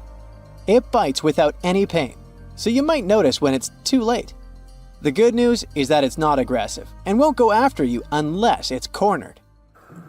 The reef stonefish are masters of disguise in the underwater world that camouflage themselves on rocks, coral reefs, or just blend into the seabed. They thrive throughout tropical marine waters of the Indo-Pacific. Their invisibility superpower makes them especially dangerous to their prospective victims they ambush and swallow whole. If someone happens to disturb them, their 13 defensive dorsal spines stand on end and deliver a powerful venom punch. They say stonefish stings are extra painful and lead to scary consequences within minutes. They're called the most venomous fish in the world. If you don't do anything about it, the impact can be lethal. If you ever go diving in the Pacific Ocean, be careful not to pick up a cone snail from the seafloor. It has a beautiful shell made of brown, black, or white patterns. Like most other snails, it's slow, but it has a complicated system of seeking out prey. It likes to snack on fish, marine worms, or even other snails. Once a cone snail senses food is near, it activates a sharp proboscis, or a needle-like protrusion from its mouth. The attack is swift and super potent. The victim doesn't even have time to realize what happened to them. Once it's completely incapable of moving, the cone snail swallows it whole. Humans aren't on its menu, but it can still release the venom if someone steps on it or disturbs it. The proboscis can even penetrate gloves. Luckily, only several out of over 700 species of cone snails can take a human's life. But since there's no antivenom, you better not risk it. All 52 known species of sea snakes living mostly in the warm tropical waters of the Indian and Pacific Oceans are venomous. The beaked sea snake even has the title of one of the world's most venomous serpents, but it's one of the few kinds that can pose a real threat to humans. Sea snakes prefer a peaceful coexistence and would rather slither away than engage in any confrontations. If you ever see them in the water, staying calm and moving slowly will save your life. Sea snake bites, although almost painless at the moment, can have varying degrees of impact. Some may only cause mild symptoms, while others can lead to severe outcomes.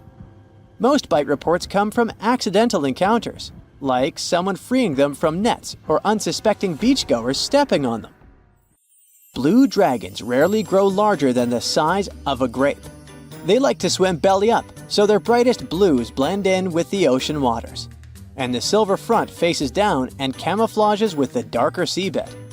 Blue dragons feed on another dangerous sea creature and store up their stinging cells. Their venom lives on even after the fish itself is no longer alive.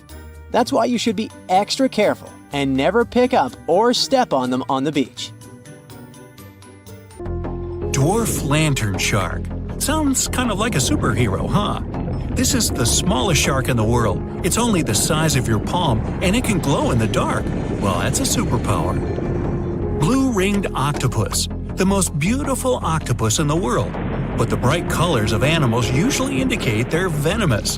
An antidote to its venom is yet to be found, although this little guy is the size of a TV remote. Sarcastic fringehead. Though this fish is only 12 inches long, it can eat prey much larger. Its jaw can open just like a dinosaur's. The sarcastic fringehead has been known to attempt to swallow a whole octopus. Hey, can't we all just get along? Red lionfish. This beauty has an incredible appetite. It can eat fish 2/3 the size of its body, and it hides the needles on its fins, which contain a potent venom. Striped surgeonfish. It has scalpel-sharp spikes on its fins, not to perform surgery, but to hunt. And unlike a doctor, it has venom on them. Black dragonfish. This is the only fish that can produce infrared light thanks to the chlorophyll in its eyes. It lives only at a depth of 6,600 feet, and you can only reach that depth in a special submarine. Reef stonefish. This genius of camouflage usually lies on the bottom and pretends to be a rock. Tourists can often step on it, and sharp needles on its back can easily cut even through the hard sole of a boot. Viperfish. This fish, the size of your forearm, has the largest teeth in relation to its head in the world. But you're unlikely to encounter it because it lives at a depth of 13,000 feet. Lamprey. These are parasites that stick up to other creatures and live off of them. Only these guys are 10 times bigger than the average river leech. Mega piranha. The most aggressive fish in the world, the size of a Doberman dog. A pack of these guys could leave nothing of an entire cow in just a couple of minutes. Fortunately for all of us, they ceased to exist 8 million years ago. Whew! Black pacu.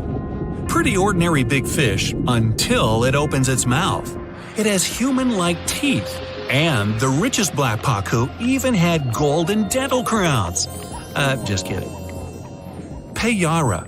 The most dangerous freshwater resident. It can swallow prey half its size. Even piranhas fear this monster. Anglerfish. It has a fishing rod on its head. It's a bait that lures small fish right into the mouth of this hunter.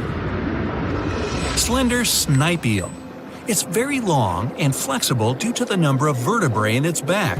There are 750 of them. By comparison, we only have 33 to 34 vertebrae.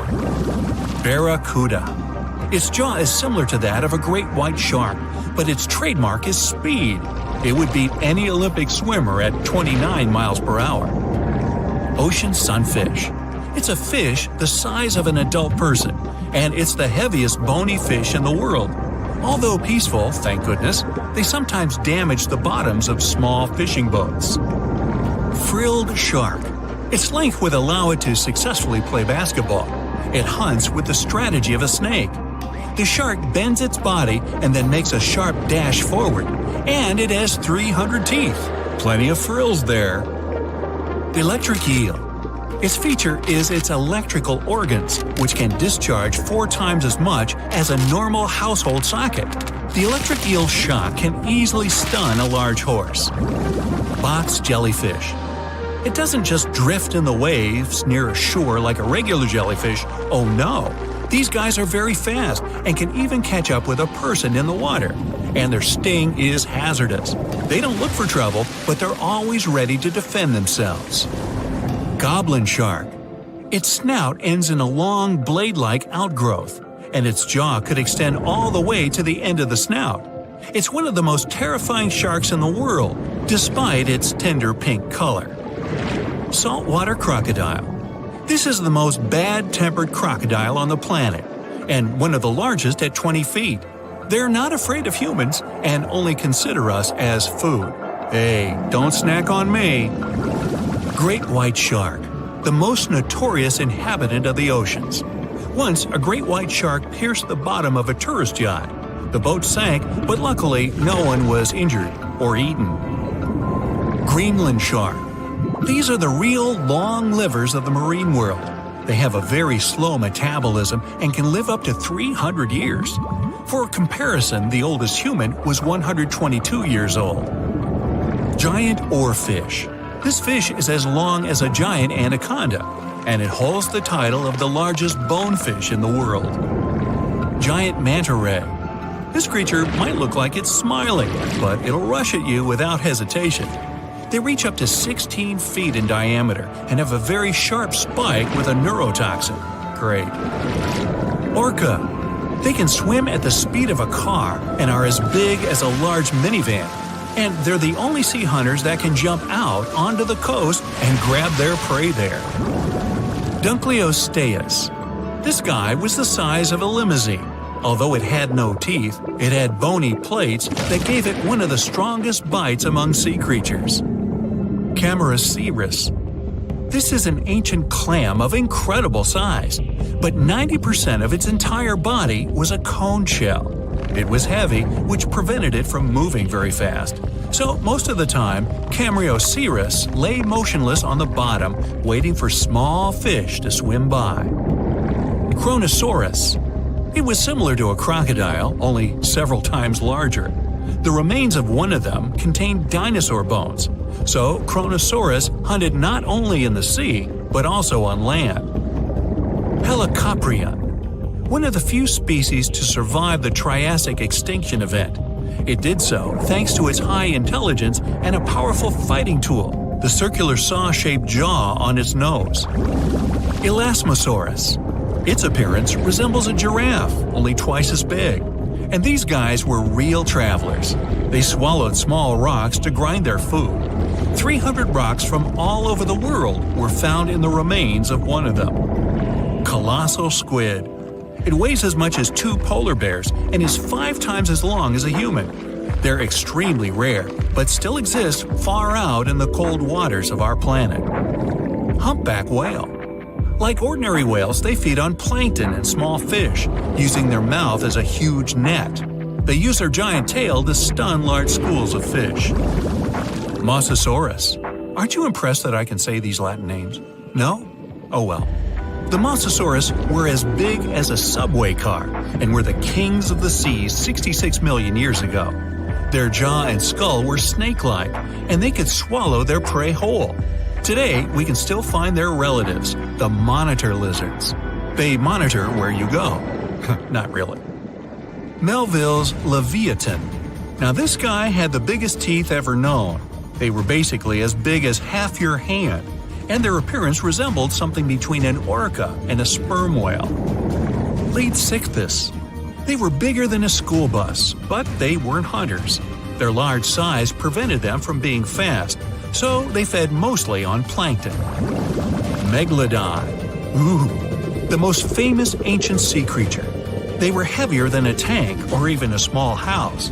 Some people think they're still living in the deep waters of the ocean, but this, of course, is not true. Basilosaurus. Giant ancestors of modern whales. They had large lower limbs. Perhaps it's because they used to be land creatures, but in the course of evolution, they gradually moved into the water.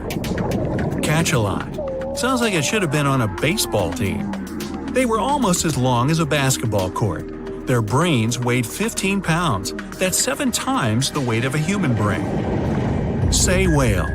Okay, whale. Actually, it's its name, not a command. One of the best swimmers of all whales. Sei whale could go up to 31 miles per hour and dive deeper than the height of the Empire State Building. Shastosaurus.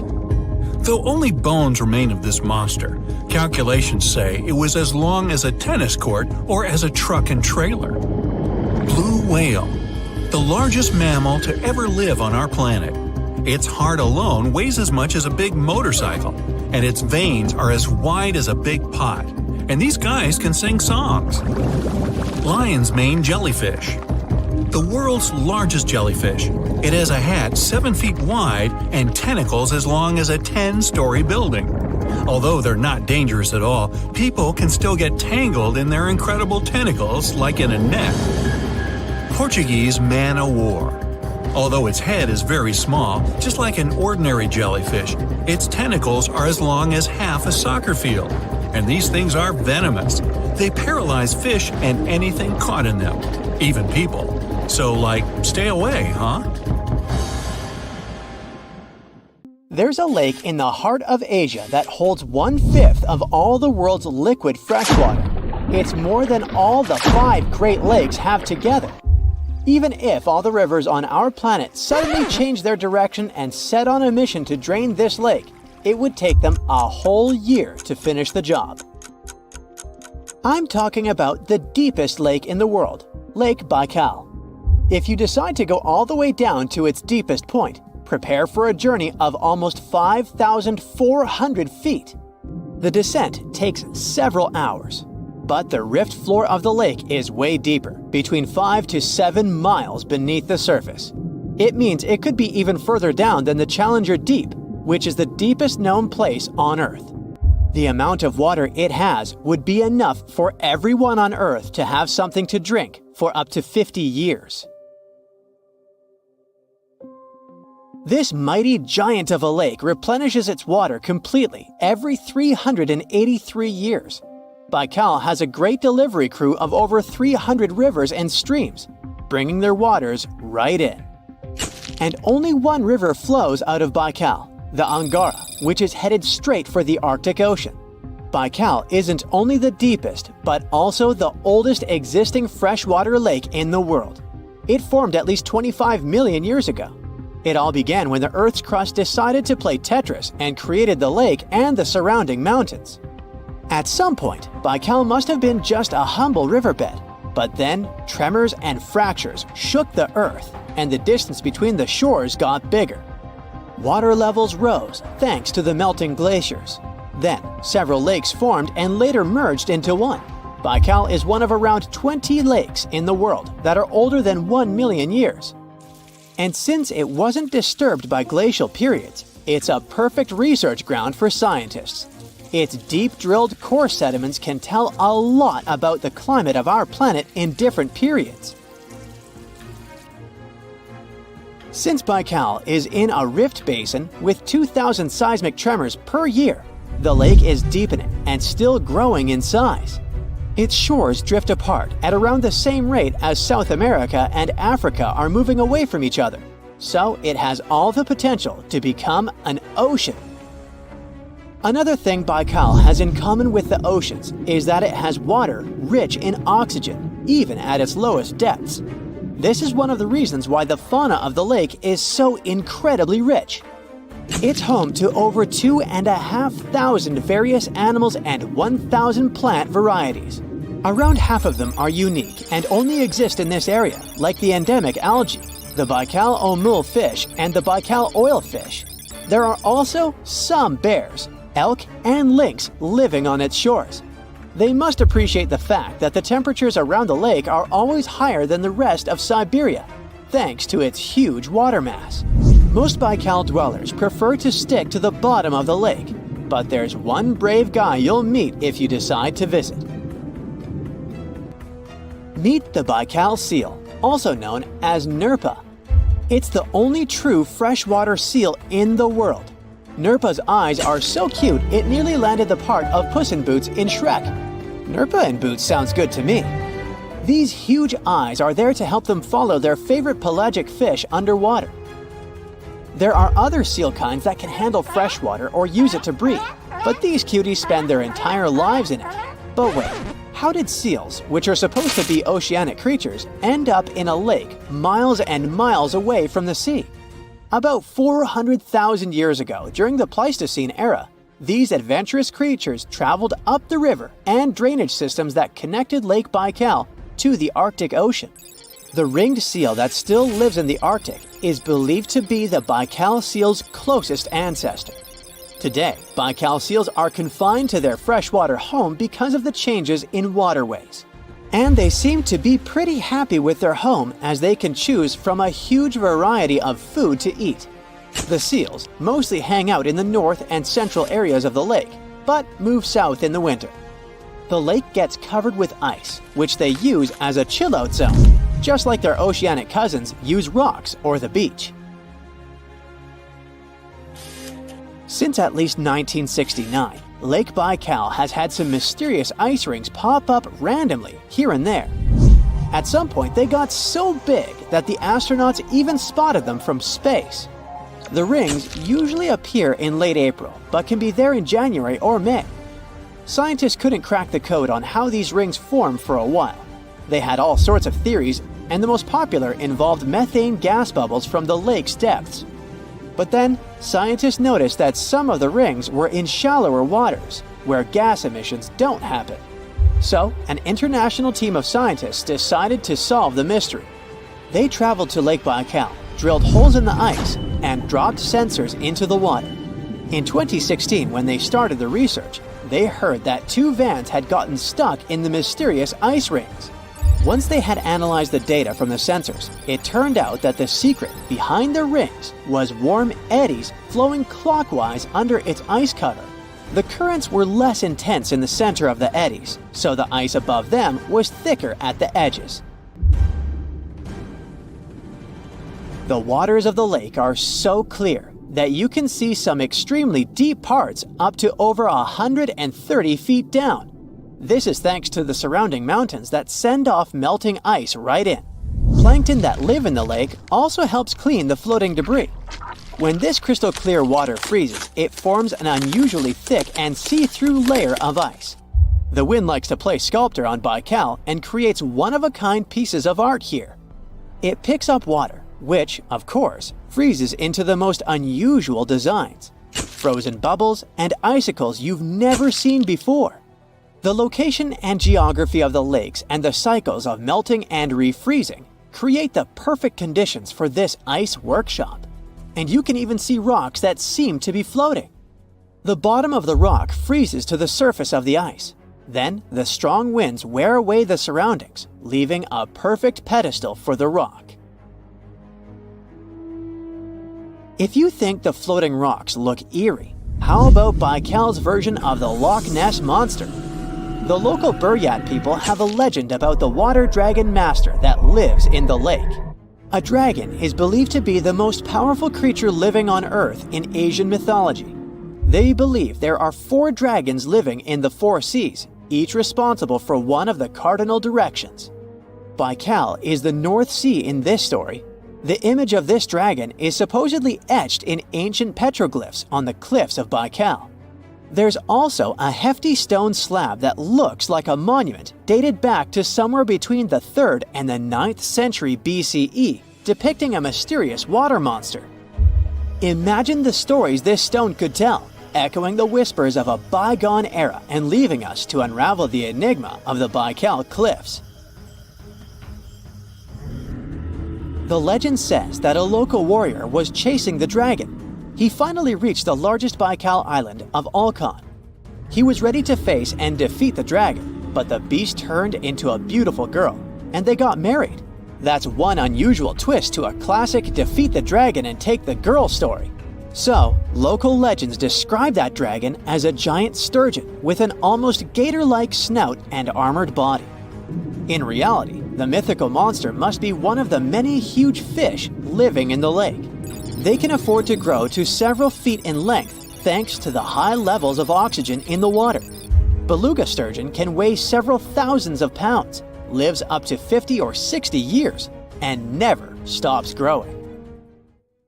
Remember that mysterious wow signal astronomers have been wondering about for the past 40 years? Well, buckle up, because we have some interesting news about it. For those of you who may not know, the wow signal was a radio sound detected back in 1977 by an astronomer while working at the Big Ear Radio Telescope in Ohio. The signal was so unique and intense that the man scribbled "wow" in the margin of the data printout, and the name stuck ever since. But what made the wow signal so special? Well, for one thing, it was never detected again. Despite astronomers pointing their telescopes to that same region of space numerous times over the years, the signal never reappeared. It was like a cosmic one-hit wonder. Now, for decades, scientists have been trying to decipher the mystery behind the wow signal. Was it a message from an intelligent civilization living outside our planet? Or was it just some random cosmic noise?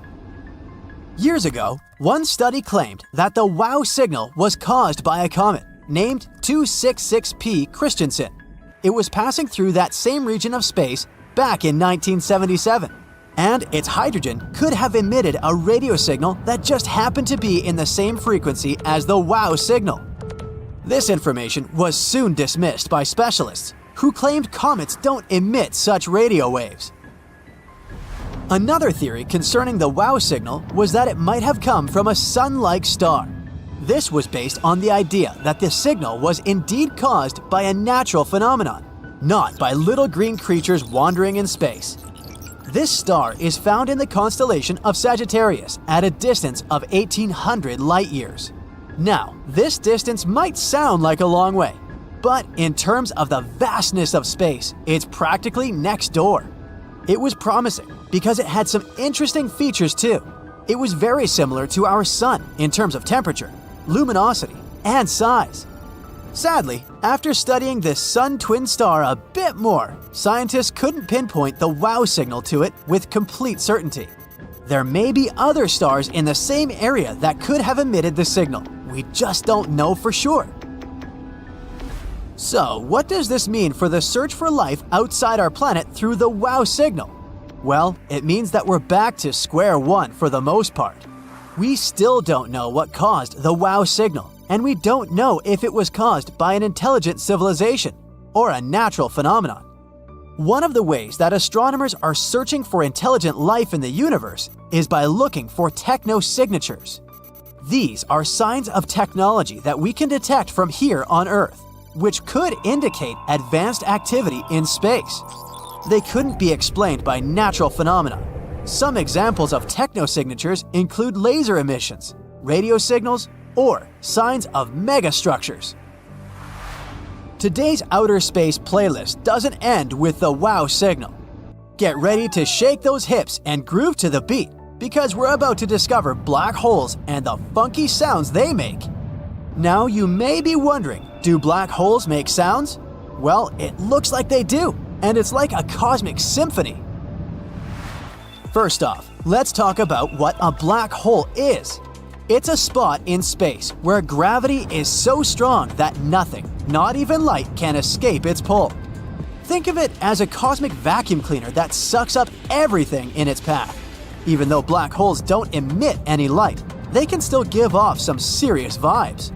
Scientists have been studying these vibes, or sounds, for years, using special instruments to pick up on their cosmic tunes.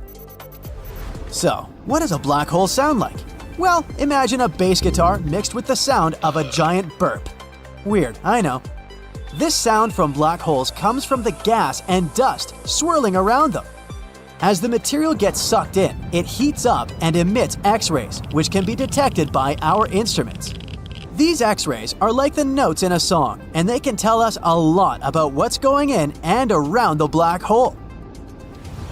But here's the craziest part. Scientists have found that different black holes have their unique tunes.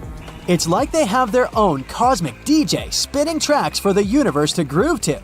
After studying colliding black holes, scientists have figured out that some are super chill and mellow, while others are wild and crazy with beats that'll make your head spin. Who knows, maybe one day we'll figure out a way to tap into that cosmic beat and use it to power our spaceships. If we can turn sound waves into electricity here on Earth, who's to say we can't do the same thing in space? The mysterious bloop sound baffled scientists for ages too, only this one came from a completely different location, from deep within our Earth's waters. Picture this, you're chilling on your couch minding your own business, when suddenly you hear a loud, eerie noise coming from your speakers. Well, that's sort of what happened to a group of scientists back in 1997 when they stumbled upon the infamous bloop sound. Now, I know what you're thinking. Bloop? That's not very scary. But let me tell you, this sound was no joke. It was a deep, low-frequency noise that lasted for about a minute.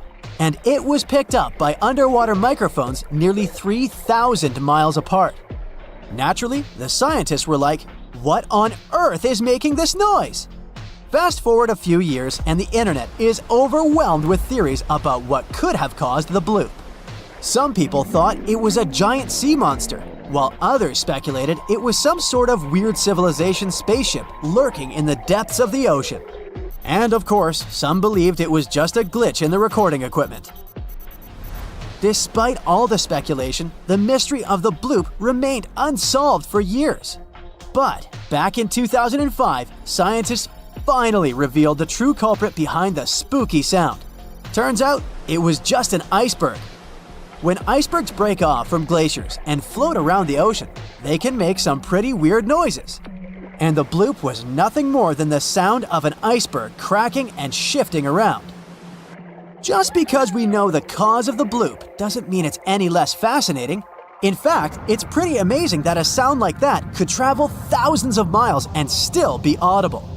Plus, the fact that it took scientists years to figure out what caused it, it just goes to show how much we still have to learn about our planet. No playlist is complete without a sad, heartbreaking song. And speaking of that, have you heard of the loneliest whale in the world? It's a fascinating story that starts back in 1989, when American specialists were looking for submarines. Instead of submarines, though, they stumbled upon a whale that had a uniquely high-pitched voice, which earned it the title of the loneliest whale. Why is it called the loneliest whale? Well, most blue whales speak at frequencies between 10 and 40 Hz, but this whale's voice is at a frequency of 52 Hz, which is a low bass note to human ears. Since it has a different voice than other blue whales, some scientists believe that it was unable to communicate with other whales. It's also believed that this whale may be a hybrid whale, with one parent from a different whale species. This could cause a different body shape and a different call, which could explain its unique voice.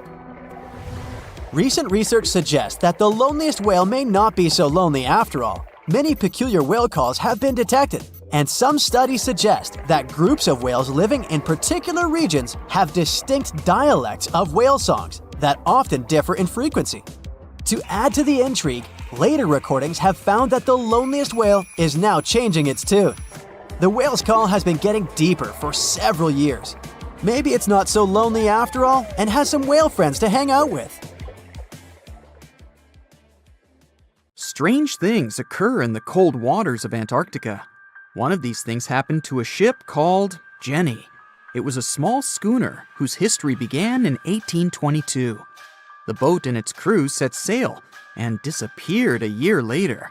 For 18 years, the ship was considered sunk. People forgot about it, but in 1840, the vessel reminded the world of itself. That year, the whaling ship Hope sailed through the Drake Channel in Antarctica. The crew members noticed a ship among icebergs. It was the schooner Jenny. It was floating slowly in the dark, with no signs of life. The captain of the Hope, Mr. Brighton, gave the order to approach the mysterious vessel. They thought it was some creepy ghost ship, but as they came closer, they noticed crew members on the deck. The sailors of the Hope called out to them, but received no answer. This time, it became clear that something terrible had happened to the Jenny. When Brighton boarded, he realized that the Jenny crew members weren't missing. They were here. Frozen people stood like statues. Brighton went down to the lower deck and found the captain. He was sitting frozen at the table, holding a pen. Brighton looked at the logbook. The last record was made on May 4th, 1823. The captain wrote that he was the only living member of the crew. They spent 71 days without food. It seemed that the ship got lost in the sea because its captain went off course or sailed into an iceberg, but no one knew for sure. After that, nobody ever saw the Jenny again. According to rumors, the crew of the Hope abandoned the frozen ship and left it to drift in the cold waters. According to other rumors, this whole story is fiction. The story of the Jenny was described in a German magazine in the middle of the 19th century. Still, there was no further evidence of the ship's existence. Already in our time, Cambridge University decided to explore the case of the Jenny. The researchers discovered that one of the crew members of the Hope, who didn't disclose his name, told someone the legend of the frozen ship. Someone shared the story with another guy, and it was published in a German magazine called Globus. And that's all. There was no other evidence. One of the most famous ghost ships was the Mary Celeste, and there's no doubt about its existence. The history of this vessel was documented in court. People wrote about it in newspapers, but the most exciting thing is that the ship continued to be used even after 10 people disappeared from its deck. The history of the Mary Celeste began in Canada in 1861. When it was first built, the ship was called the Amazon. It changed captains several times, and it also hit some rocks. The boat was sold, bought, then sold again, repaired, and sailed under the name Mary Celeste. In 1872, it had a new captain, Benjamin Briggs. He was a decent, brave man with a lot of experience in navigation. He had a beloved wife, a daughter, and a son. When he went on his last voyage, he took his wife and daughter with him, and his son stayed in America. In November of 1872, the Mary Celeste sailed from the port in New York with 10 people on board and disappeared. 8 days later, another ship, the Dei Gratia, also left New York and followed the same route. Dei Gratia's captain, David Morehouse, noticed the Mary Celeste and immediately realized something was wrong. The ship was moving too freely, as if no one was controlling it. The captain tried to contact the crew members, but no one answered him. Then, together with other sailors, he climbed aboard the Mary Celeste. The ship was in good condition. There was no damage. The hold was slightly filled with water, but it could be easily pumped out. Everything seemed fine, but one lifeboat was missing. The crew members' valuables were in their cabins. The cargo was in the hold. The supplies of water and food were untouched. Judging by the records in the logbook, the ship was caught in a storm, but it was not too strong. Other ships also sailed through this storm, but nothing bad happened to them. The last record was dated November 25th, and it claimed that everything was fine. The sails of the Mary Celeste were slightly damaged, but perhaps it happened after the crew had disappeared. The whole ship was in excellent condition, but what made the people leave it? Part of the crew of the Dei Gratia stayed on board the Mary Celeste to bring it to dry land. Everything went well. They delivered the ship to the closest port. Next, the captain of the Dei Gratia appeared before the court and told about what had happened. However, the prosecutor and the judge didn't want to believe in the story of the Mary Celeste. They were sure the captain got rid of the ship's crew to get money for its cargo. According to the maritime laws of that time, if you found a ghost ship with valuable cargo, then a substantial part of this cargo belonged to you. So, many people thought that David Morehouse decided to earn some money. This version seemed to be more valid than the one about the mysterious disappearance of 10 people. Fortunately, no one accused the captain of committing a crime. They thanked him for his service and gave him a monetary reward. However, his reputation was damaged, which greatly affected his career, as many believed he attacked the crew of the Mary Celeste. But even after this terrible case, trial, and investigation, the story was not over.